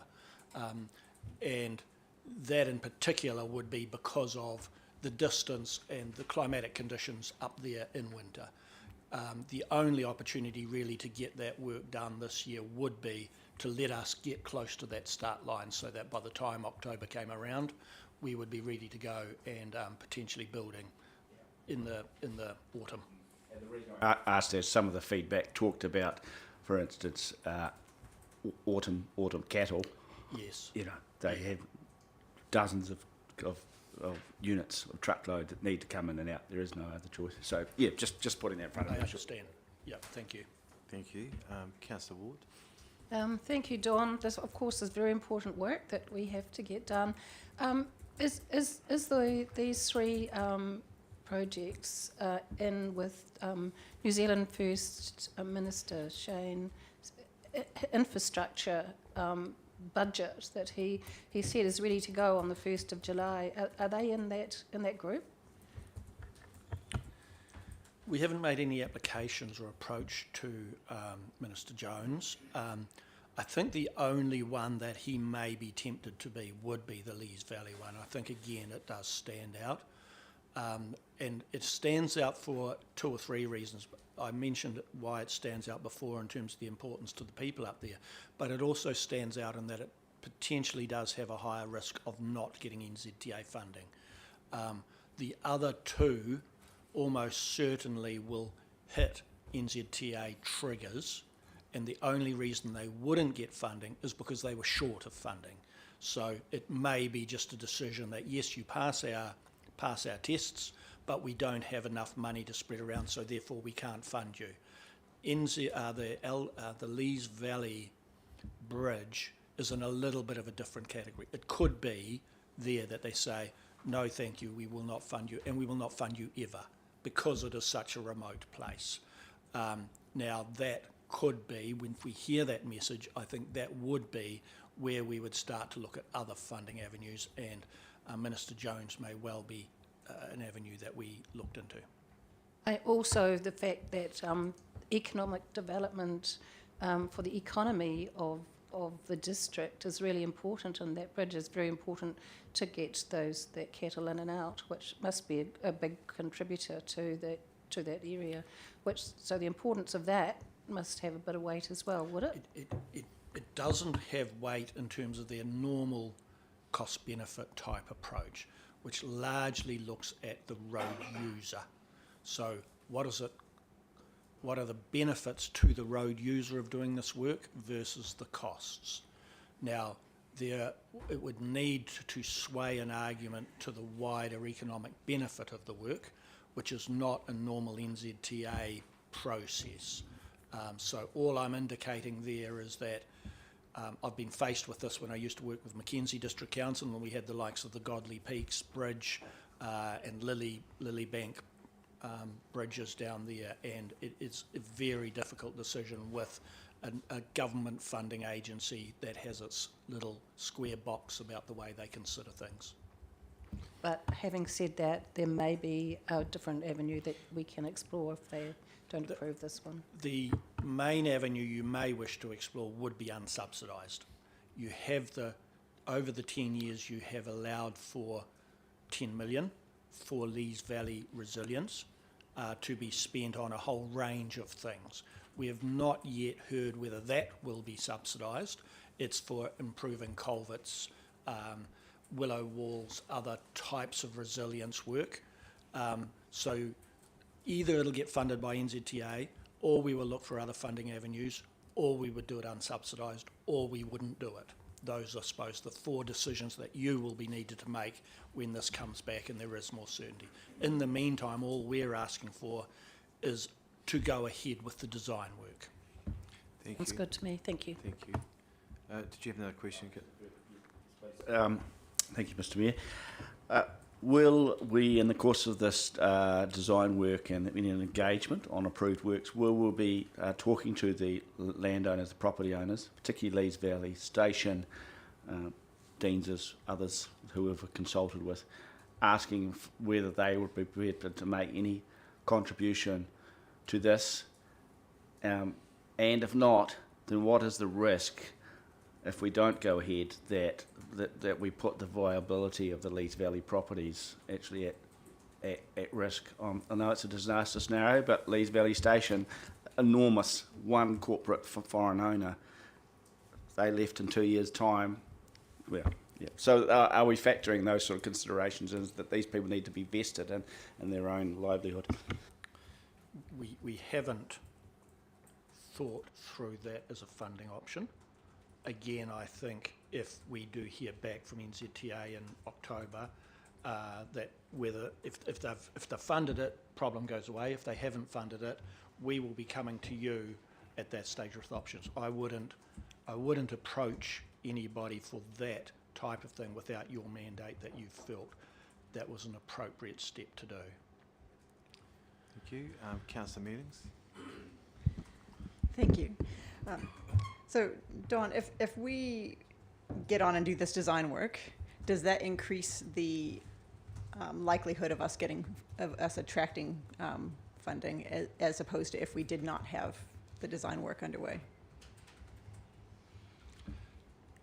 No, I wouldn't have thought, at least in the first instance, it would be a major consideration for them. Their main consideration will be whether they believe it is an appropriate economic investment for the country. That'll be their main thought process. If they decline, they may well make some commentary about that decline, and it may open the door for us to continue that conversation.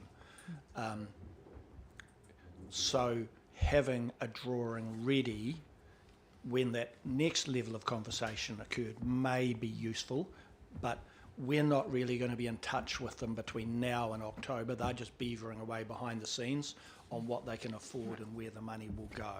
We are very aware, and Joanne has heard this message on several occasions, that the cupboard will largely be bare apart from the roads of national significance and the key maintenance issues that the government has determined it wants to fund.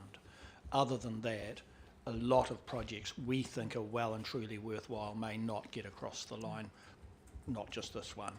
But it does make it more shovel-ready. Yes, it in does. the event, if and when we get that, so that we can push ahead with it. And the other benefit will be if we are asked for further assessment, we will have a better idea of costs and those sorts of things because we would have done the work and done the appropriate estimate. Thank you. Thank you. Any further questions? You've indicated you're prepared to move. Seconded by Councillor Ward. There we are. You're both on the edge. You've both moved and seconded now, I think. So, thank you. Would you like to speak, Councillor Redmond? Thank you, Mr Mayor. Just briefly, really I think this is a no-brainer. I'm not going to refer to the benefits or reasons for these three projects. We've already talked about those previously. They're all slightly different. They are all going to be required at some stage. So it's not a matter of if, it's a matter of when these things will happen, and that largely depends on funding. The funding, given the change of government, is uncertain, and as Don has indicated, we won't know probably until October what our funding is likely to be from NZTA. By getting ready, should funding become available, we'll be all good to go. An example of that was the Island Ahoka Road traffic lights. That work had been done. We weren't going to fund it unless we received co-funding, and at short notice we were told, well, if you're good to go, we've got some money left in the budget that we'll give to you to do that work. So that was how those lights came about at relatively short notice. The planning had already been done, and the point here is we need to be ready should either we get the co-funding in October or at the end of the financial year. If there's money available and we've got projects good to go, we can nab it for the district. I note the design cost for the 3 projects is $100,000. The worst scenario is we will pay for that ourselves, but at the end of the day, that design work is going to be needed. It's just a matter of when. So I'm very happy to support the recommendation. Thank you. Councillor Ward. Thank you. I certainly support this recommendation. We have a whole network of roading that we have to achieve in the next 10 years. And also, I would have to say that now is a good time to utilise our team to do the homework and the preparation when perhaps there's not a lot of other things. Is utilising our team to the best and making sure, I'm sorry, I know you're also very busy, and but once it's done, Councillor Redman is correct that if we're ready to roll, you only have to do the homework once.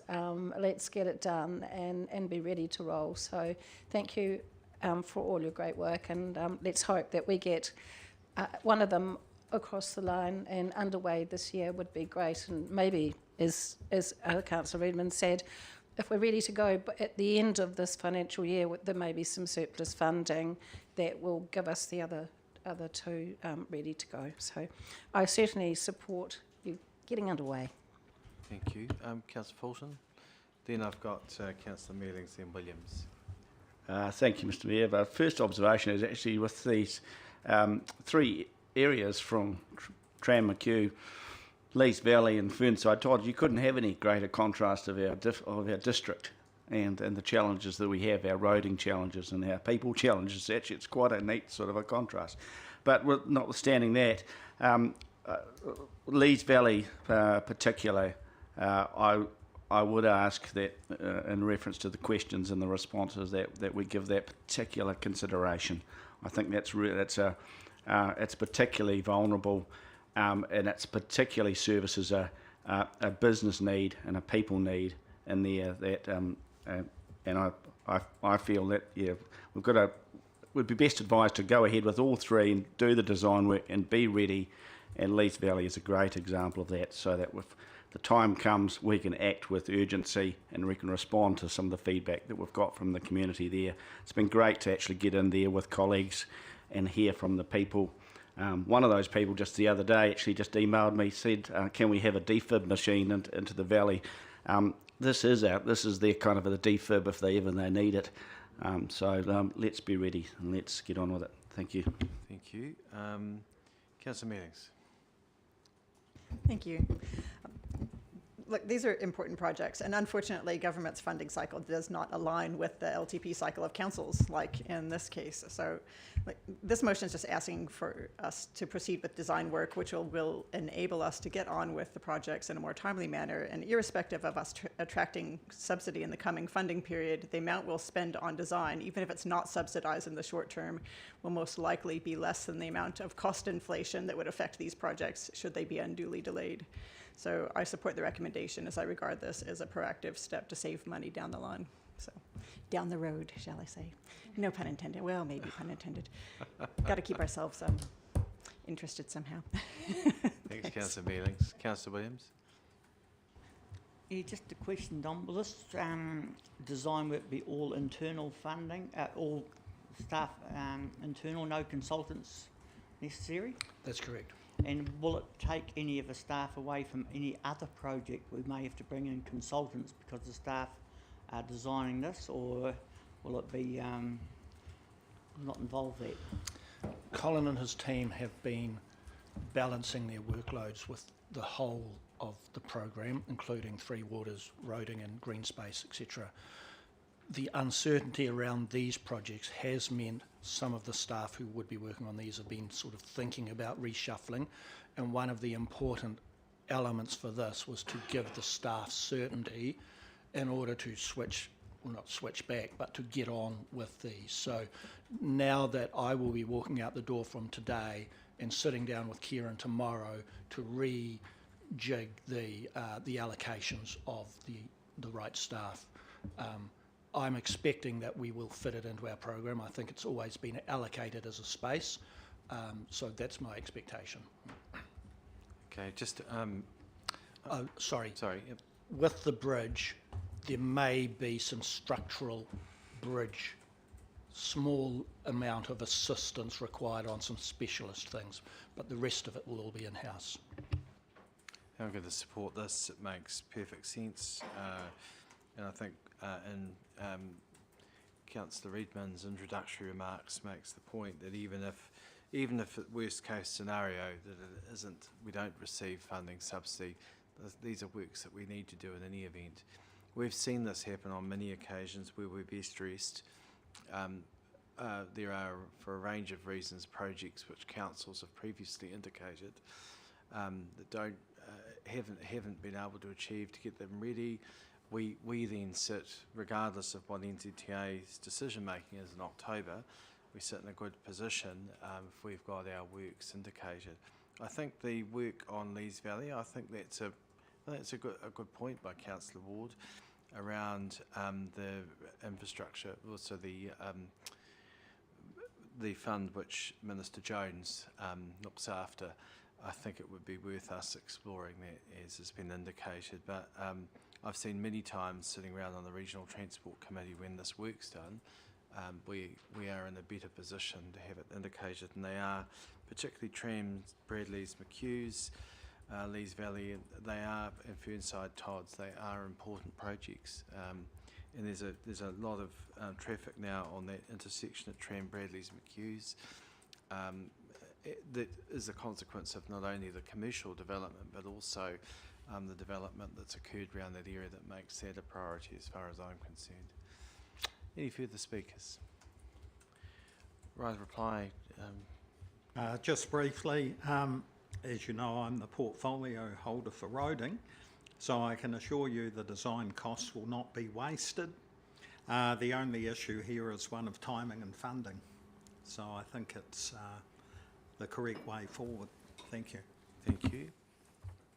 I'll put the recommendation. All in favour, please say aye. Aye. Contrary? Declare that carried. Thanks, Don. Item 7.7. Sarah, a very important topic.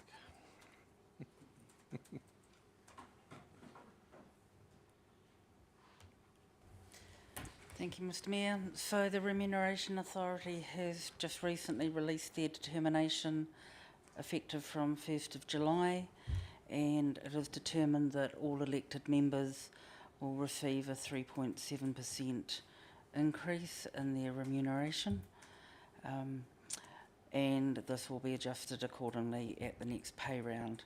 There has been no increases to the allowances or the mileage since the beginning of the term, and should those situations change, particularly with mileage, it will be based on IRD changes. There will be a new determination at a later date, but for now I take the report as read, and we also ask that you endorse the expense policy as well, please. Thank you. Any questions? There's a recommendation or series of recommendations there. Is someone prepared to move? Moved Councillor Ward, seconded by Councillor Fulton. Would you like to speak, Councillor Ward?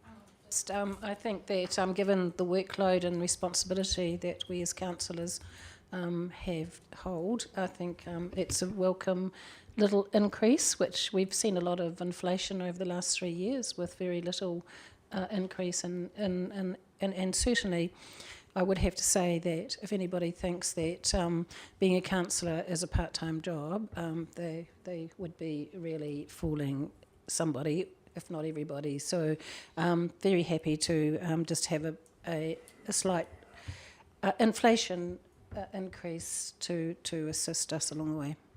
Thank you. Councillor Fulton. Yes, I'll just endorse those comments. I'd just like to speak to some of the provisions there that may be questioned, and the expenses policy, the fuel. For me, at my working stage of life, not just my age but my circumstances, it's actually very valuable. I can't think that actually I could some weeks I could actually sustain my working life and some of my expenses actually without that support. to enable me to do my job.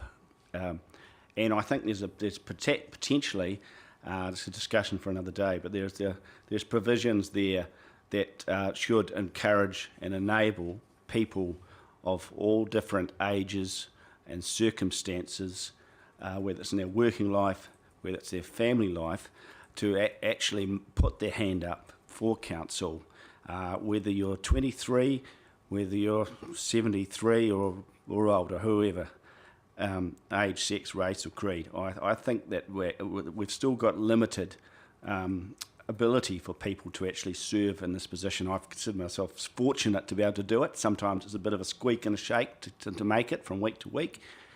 But I've got someone to my right here fully and capable of speaking for himself. But we need more of those sort of people serving. So, but I fully recommend that we enable people as much as we can to do this job without impingement on their family and working circumstances. Thank you. Thank you. Any further speakers? Councillor Redmond. Thank you, Mr Mayor. I'd endorse those marks from Councillor Fulton. Just be conscious that these rates are fixed by an independent remuneration authority. We have no say in the recommendation. And if anyone thinks we do this job for the money, they're deluded. We receive, I'd basically call it covers our costs. To get greater diversity around the table, we probably need to double the payment that councillors receive, for example. And I think that may be something that the review into local government, I think, contemplated at one stage. So this is really just keeping relativities, I guess, and it applies throughout the country to varying degrees. So I don't have any problem in endorsing the recommendation. I think it does in some way compensate us, but we're certainly not paid for what is almost a full-time position. Thank you. Any further speakers? Right, reply, Councillor Ward. I would just like to add, for the sake of our younger councillors, who and we want to encourage younger councillors to come. It would be a great help if the central government could consider KiwiSaver and as a superannuation, and also I think also that ACC payments really quite exorbitant as well. So given the work that we do, so just like one or two extra things to encourage younger people that they can actually, because it must be really hard for the likes of Jason to he can't afford to have live off and support his family as a councillor, but he contributes greatly, and I think that there's some things that need to be looked at from central government to assist, to encourage younger people to be able to afford to give service. Thank you. Well, let's. I'll put the recommendation. Thank you, Councillor Ward. All those in favour, please say aye. Contrary, declare it carried. Thank you. Right. Sarah, so now you may remain 7.H for the representation review proposal. Okay, so I present this on behalf of the Representation Review Working Party, which consists of a member from each ward and each community board.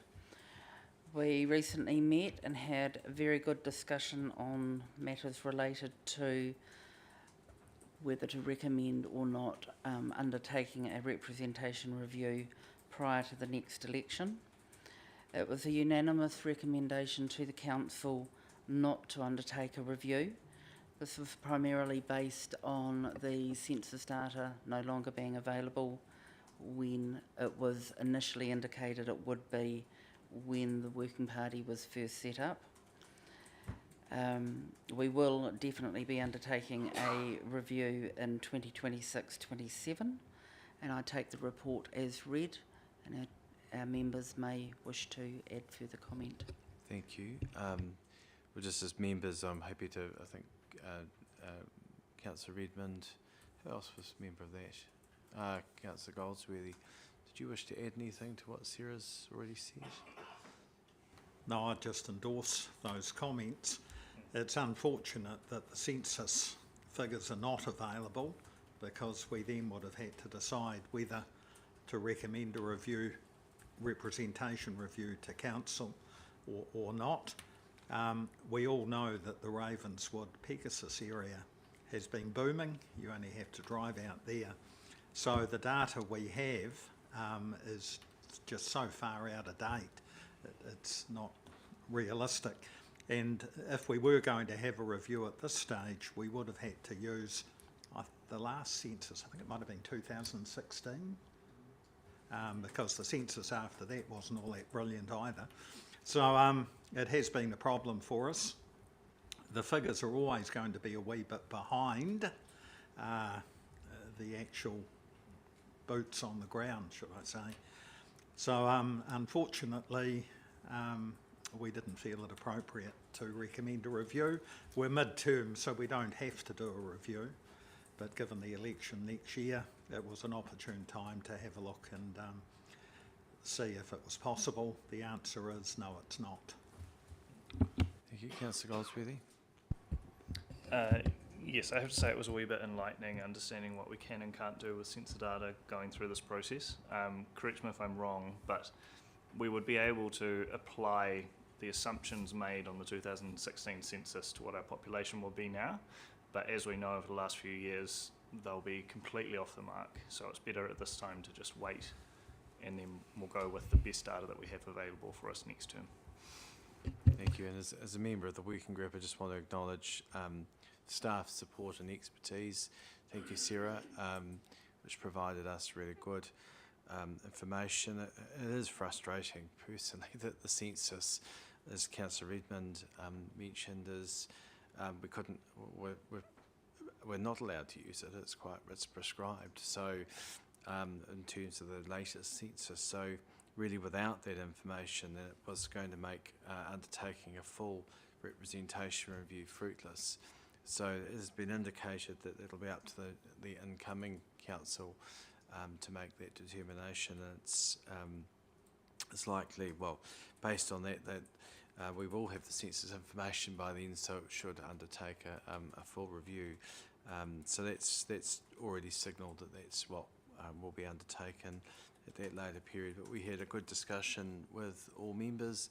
I think it was worthwhile that we all got together and discussed that and considered that information. And yeah, as Sarah mentioned, it was a unanimous decision. All right, questions? Councillor Fulton, you have a question? Yep.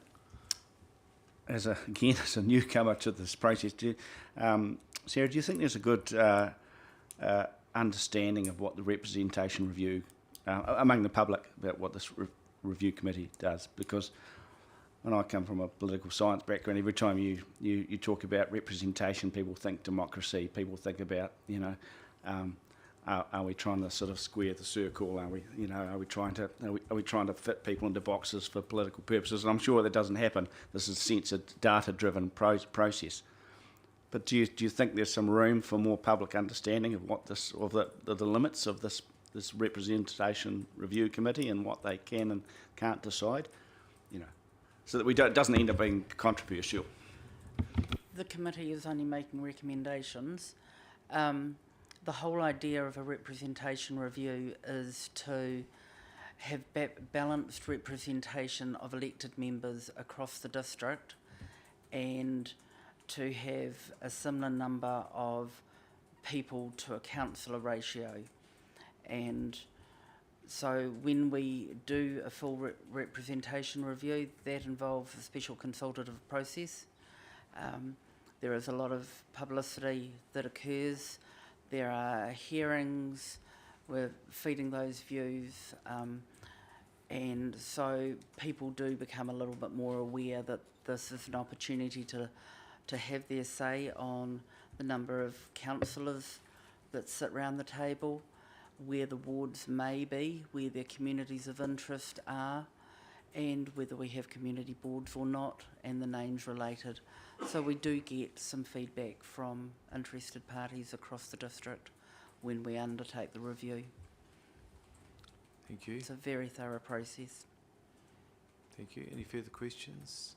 There's a series of recommendations. Does someone appear to move? Councillor Mealings, seconded by Councillor Redmond. Do you wish to speak, Councillor Mealings?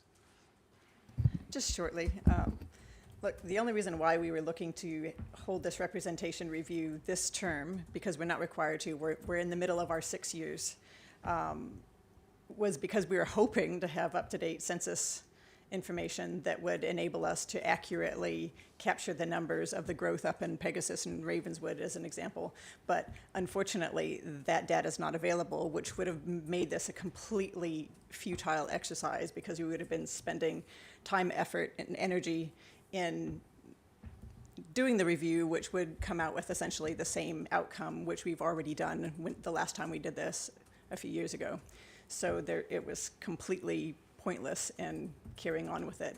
Other councils have done representation reviews, but only because they were at that 6-year mark where statutorily they were required to do so, even though, again, it's an exercise in futility for them too, I would imagine.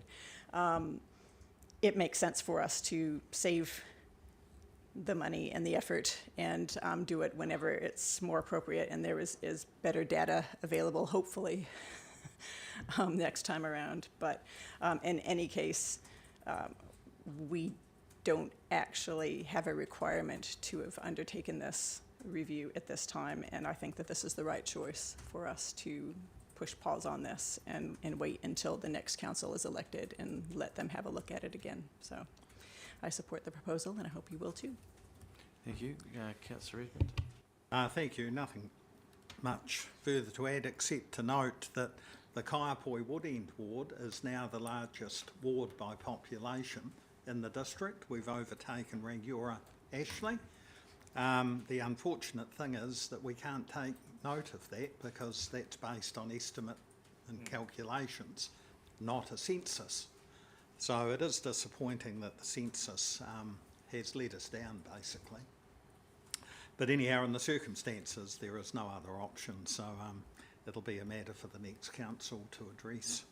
So I'd ask you to support the recommendation. Thank you. Any further speakers? Right of reply if you wish. Just simply, Sarah, I know you've put a lot of work into this, just to get us to the point where we can say, yeah, makes sense that you didn't need to do all that work. Thank you for all the effort that you put into this project, and I guess somebody will be chatting to you about it next time it comes around. Thank you. Thanks, Nikki. I'll put the recommendation. All in favour, please say aye. Contrary, declare it carried. I have no correspondence. Health, safety and wellbeing, Mr. Millwood. Thank you, Sarah, by the way. Yes, that one. Oh, there. Hold on. I think you got it now. Oh, there we are. Thanks very much. This report's for the June period.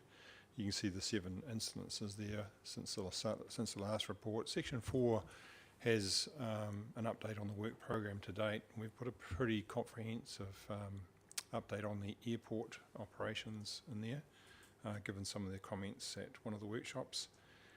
Take the rest of the report has been read. Yes, just on the first one about the 4x4 vehicle, have we taken consideration, considering this vehicle's been off the road for a couple of months now and we can't get parts, have we actually invested in the right type of vehicles, but considering this is a emergency response vehicle?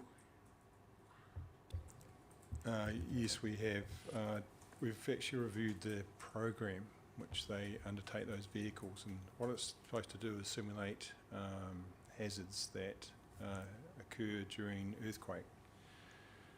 The investigation, and it's yet to be finished, it appears that it's the vehicle was potentially damaged by use of the four-wheel drive while in use on a normal road, but that's yet to come out. What we've done in the meantime is suspended that taking off all training which is done in the riverbed.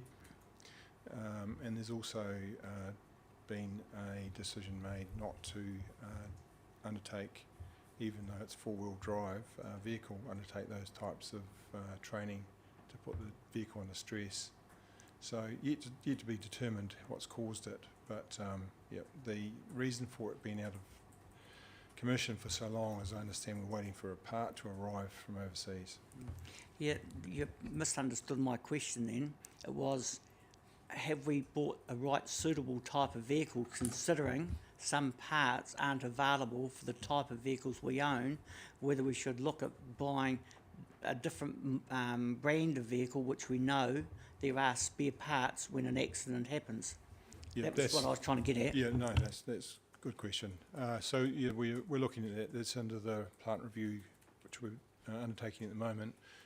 Taken that it's actually it's a pretty well popular vehicle in New Zealand. You'd expect those parts to be available, but that's under review as well. Any further questions? And we've got the report there. Is someone prepared to move? Councillor Williams, seconded by Councillor Ward. Do you wish to speak, Councillor Williams? I'll just double check. No, nothing there. Do you wish to speak, Councillor Ward? Okay, then I'll put the recommendation. All in favour, please say aye. Contrary, declare it carried. We've got a series of minutes, committee minutes for information. That there's a recommendation there. Moved Councillor Redmond, seconded Councillor Blakey. I'm sure he did. I'll put that. All those. Oh, hold on. Yes. Small correction in CNR page 374 in diligent. It says in 7.1 we sourced some free reels of wire. That should read, they weren't reels of wire, they were the reels that wire was on, so it should read sourced some free wooden reels, just to be pedantic. I'm sure Adrian could pass that on to relevant committee for that adjustment. Thank you. So it's moved and seconded. I'll put that. All in favour, please say aye. Contrary, declare that carried. Item 11, series of community board minutes. Someone prepared to move. Moved Councillor Fulton, seconded Councillor Cairns. Put that. All those in favour, please say aye. Contrary, declare that carried. Iwi relationships, I have nothing to update from previous, this council portfolio update, sorry. Under 12.1 iwi relationships, nothing to update since our last meeting. Any questions of me? Greater Christchurch Partnership update, also the same. We haven't met since our last meeting, and that's because we've moved to quarterly meetings. So there's nothing to update at this point, apart from the fact that we've had a number of ministers in town over the last 3-4 weeks, and we've got another in town this afternoon. So appreciated the understanding today around timing, and I wouldn't mind asking you all at the end what you think about meeting at this time of day. All right, so any questions of me? Thank you. Government reforms, I think we had an adequate update earlier from staff, and the endorsement and just the level of pace of which these are coming at us, which it's fine for a new government to have want to get these things underway, but does require a significant amount of resource from the organisation, as we've heard. But we are being adequately consulted, I think, on the things that are of concern to us, particularly in relation to Three Waters reform, and have plenty of opportunity for influence on that space. So that's I'm very comfortable with that. Any questions? Councillor Redmond. Thank you, Mr. Mayor. I just wondered if you're talking to ministers, if you can raise the issue that 2 weeks to submit on an important bill is grossly inadequate. Yes. And fast track is fast, I appreciate, but 2 weeks is extremely fast. Yeah. And something like a minimum of 4 to 6 weeks would be more appropriate. Yes, point taken and point already made. Thank you. Right, so Canterbury Water Management Strategy, Councillor Fulton. Thanks, Mr. Mayor. I missed yesterday's meeting. I was in transit flying home from the Pacific, which sounds very glamorous, and it was a lovely week. But I was able to submit a report to the meeting, which I understand has been tabled. So I'll just pick through a few points there. Notes, particularly from Sophie Allen, noted that Environment Canterbury has recently approved the WDC Stormwater Network discharge consents for Kaipua, Woodend and Oxford townships, and with associated matters. Reports also submitted on private well study results for 2023, Rangiora stormwater monitoring, Zipper capex work, stormwater drainage and watercourse, and ocean outfall compliance reports. So it sounded like it was a busy meeting. And also, just in a similar vein, just note a major piece of work that we've now starting to get some momentum on. It's the regional zone committee review.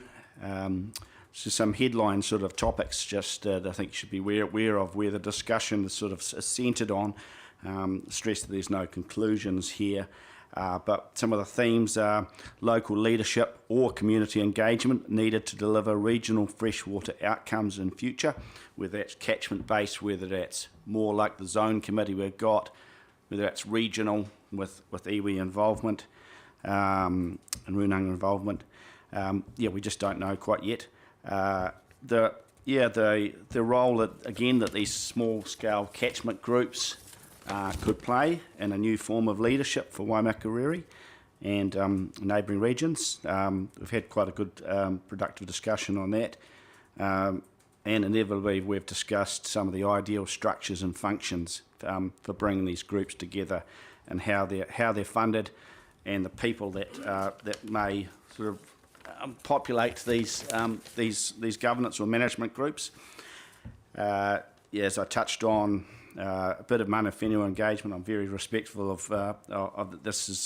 This is an area that needs to be handled sensitively and responsibly by others above my station, particularly.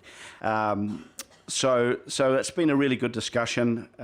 We haven't come to any conclusion. I think it's fair to say that the needs of Waimakariri might be slightly different to some of their water catchment groups, say in South Canterbury and in Mid Canterbury, and also quite different to say what Kaikoura and Huranui might have. We've sort of got a bit of a greater Christchurch Selwyn lens, I feel personally. So I feel there's some room for interaction across our boundaries a little bit, and I'll be interested just to see what others might think of that. So that's all, Mr. Mayor. Thank you. Any questions of Councillor Fulton? Probably just to add that there's the review, Tim, isn't there, which on the water management work through the Mayoral Forum, and what shape that might take. And we had a really good discussion, thought with the chair, with yourself, the other day, which the team at ECAN were very interested in our feedback. So thank you for making yourself available, and I thought really good reflections. So we'll see where that gets to in the coming period of time as the Mayoral Forum makes some calls on what that future direction might look like. Councillor Mealings, Climate Change and Sustainability. Thank you, sir. Well, we've already heard about the Natural Environment Strategy and the Canterbury Climate Partnership Plan in the agenda today, so I won't waste any time with that. But due to the fact that I missed the last council meeting at the beginning of the month because of district plan hearings, I didn't get a chance to report back about the Waste Men's conference that I attended at the end of last month, which was really excellent. It was a really great opportunity to just really, I think, network and learn about other areas, challenges, and solutions to common problems that we have from places all around the country, and just share new ideas and learnings on things like, obviously waste reduction, because it is Waste Minimisation New Zealand, Waste Mins, circular economy, sustainability, just some really innovative solutions and things. And I'm looking forward to bringing some of those neat things here to Waimakariri, which you'll hear about in due course. But that was a really worthwhile conference. There's some really great innovation happening out there. The Canterbury Biodiversity Champions met yesterday, and basically they went over the just what other, you know, all the, sorry, let me just take a step back. So that is born out of the Canterbury Mayoral Forum. So there are the 10 councils are represented in the Canterbury area, and they talked about what all the various councils have done about biodiversity and their long-term plans, and just their funding approaches, initiatives that they've had and whatnot. But I think that the main piece of work that they're working on right now is the revitalization or review of the Canterbury Biodiversity Strategy, which will feed into the review of the regional policy statement, which is underway at the moment. They are looking for the biodiversity champions, those council representatives on that group, to nominate contacts for ongoing participation in that revitalization. So people who work in that, in organizations, volunteer groups and that are working in biodiversity, to also take part and have a voice in that. So I think that's quite important that they get that. And there was a Honda forest planting, which was quite lovely. I don't know, I suppose that's probably talking about for Al, maybe. I'll leave that to Al, but always a good time with a shovel in your hand, putting some trees in the ground. And we also recently had a meeting for Arahati Atiawa. I suppose just a couple things to note there. There is a really neat project that they've got underway at the moment. It's a project viewer, which essentially they're taking biodiversity project GIS data and mounting that on WiMaps, like in a WiMaps layer, so they can allow, you know, that will allow tracking and monitoring of projects, and, you know, later on that could be expanded to include projects that you know, your farmer down the road's doing, or a catchment group's doing, or, you know, so it doesn't necessarily have to be council-led projects, but in the first instance, it will just focus on the projects that Arahati Atiawa is doing. And Mr. Williams, I know you'll ask, and you will be comforted to know that I have asked that we have UNR staff there. We have Jared there. We have Jason Recker there. We have Sophie, who is the ecologist who sits in UNR there, because I recognize the fact that it is very important that we don't go around planting things willy-nilly and then we can't clear our drains. Or we go planting things or you know, doing these restoration projects and things only to find out, oh, hey, we're putting roading designation over that thing you just planted. Well, obviously the left hand and the right hand need to talk to each other, and I've made sure that that happens.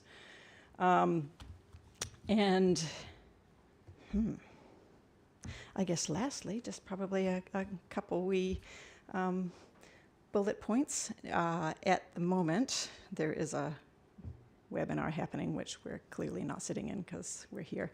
But there is a climate education course for elected members, which is being rolled out from the ACONA, from your, like, ACONA. LGNZ training. Yeah, yes, yeah, like, what do you call it? Account, yeah. So, like, you know, everybody's got those accounts you can log into, and those address the impacts of climate change on communities, and just basically it covers climate, you know, all the different modules and things that are in there. Cover climate science, history, policy responses and risks to local economies and council assets, legal obligations of councils, along with a reflection on the council of the consequences of inaction, and you know, some mitigation or adaptation actions that we can take with case studies from around New Zealand. So just if you want to know anything about that space and kind of explore it and learn a bit about it, or, you know, from a council point of view, there are modules in there which you can get up to speed with that. And I think with that, I will finish. Thanks, Nikki. Any questions of Nikki? Councillor Fulton. Thank you, Mr. Mayor. Thanks, Nikki. That just caught the mention of the GIS mapping. That sounds like really valuable for making sure that some of these projects don't get sort of lost over time. That start with a big burst, and then, and I've seen them all over the place, planting 10 years hence. You know, the keen parents and the keen kids have gone, and you're left with the plants. Is that what we're talking about here? That we can sort of create a bit of a legacy here? Yes. Thank you. In short. Thank you. Any further questions? Thanks, Nikki. Deputy Mayor, International Relationships and your property and housing portfolio. Thank you, Mr. Mayor. Property and housing, there's a meeting on Thursday, so I'll keep that for our next meeting. But international relations on the 21st of this month, the ambassador for Belgium the ambassador who lives in Australia for Belgium will be in New Zealand, and he's coming over to dedicate 4 plaques that are at the RSA in Rangiora. There'll be invites that will come out. Hopefully by the end of this week, we'll have everything teed up. But there'll be a small delegation that we're going to head over to the grave sites where a couple of these people have been found. And then we're going to head back to the Passchendaele Walkway, have a good look around there, then up to council just to officially welcome to the district, and then across to the RSA for a reception. And all of you guys will get an invite to that, depending on whether you want to go or not. That'll be entirely up to you. So that's all I have for there at the present time. Thank you. Questions of the Deputy Mayor? No, and you're not covering any property and housing, is that right? Because it's meeting Thursday. No, the meeting's Thursday. Yeah, we didn't have one last month, so it's meeting Thursday. Okay, thank you, Deputy Mayor. All right, so we've now moved to, can I just say in the portfolios, I think you're all working really well in that space, and my observation, I've signalled I wouldn't mind just looking at the, around all the Arahatia Tower, all our groups, just to see whether we're, are we fit for purpose? Is there any repetition? I'm not picking that there is actually, but I would just like to just have a little dive under the head, under the bonnet, just to have a look to see, are we covering all the bases that we want to in that space? So that's something I'll work with the portfolio holders that cover those respective areas. But in general, I think you're all working really hard, and thank you for the work that you're doing in keeping the council informed in the respective areas. Not all the portfolios, of course, come to council. As you know, they go to your respective standing committees. I know you're all doing updates there, but meeting regularly with the relevant managers and keeping the council up to speed. So thank you. I think that space is working really well. And I do appreciate when if there's something going on in your areas that you think myself or the Chief Executive are aware of, and the staff will do that as well to the CE, but you keep me up to date, and I do appreciate that. All right, I've got no questions under standing orders, no urgent general business. We now come to matters to be considered with the public excluded. I'll move from the chair that the matters for the reasons outlined. Seconded, Councillor Blackie. I'll put that. All those in favour, please say aye. Contrary, declare that carried. So if we can now just adjust the room, maybe just have a 5-minute stretch as we do that. Thank you.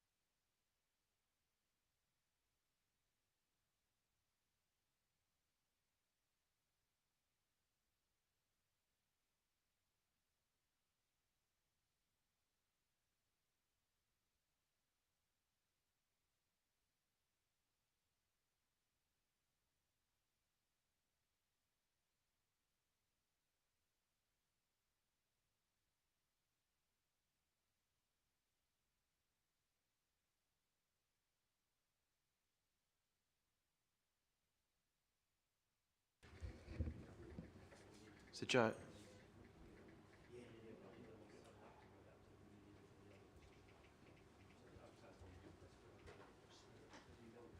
All right, we'll get ready for it. Joe, you might need to depart now, but thank you for your attendance.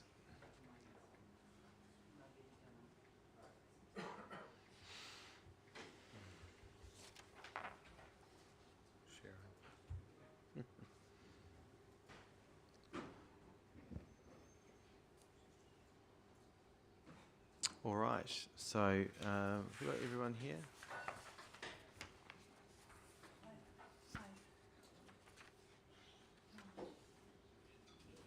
Yep, we're just...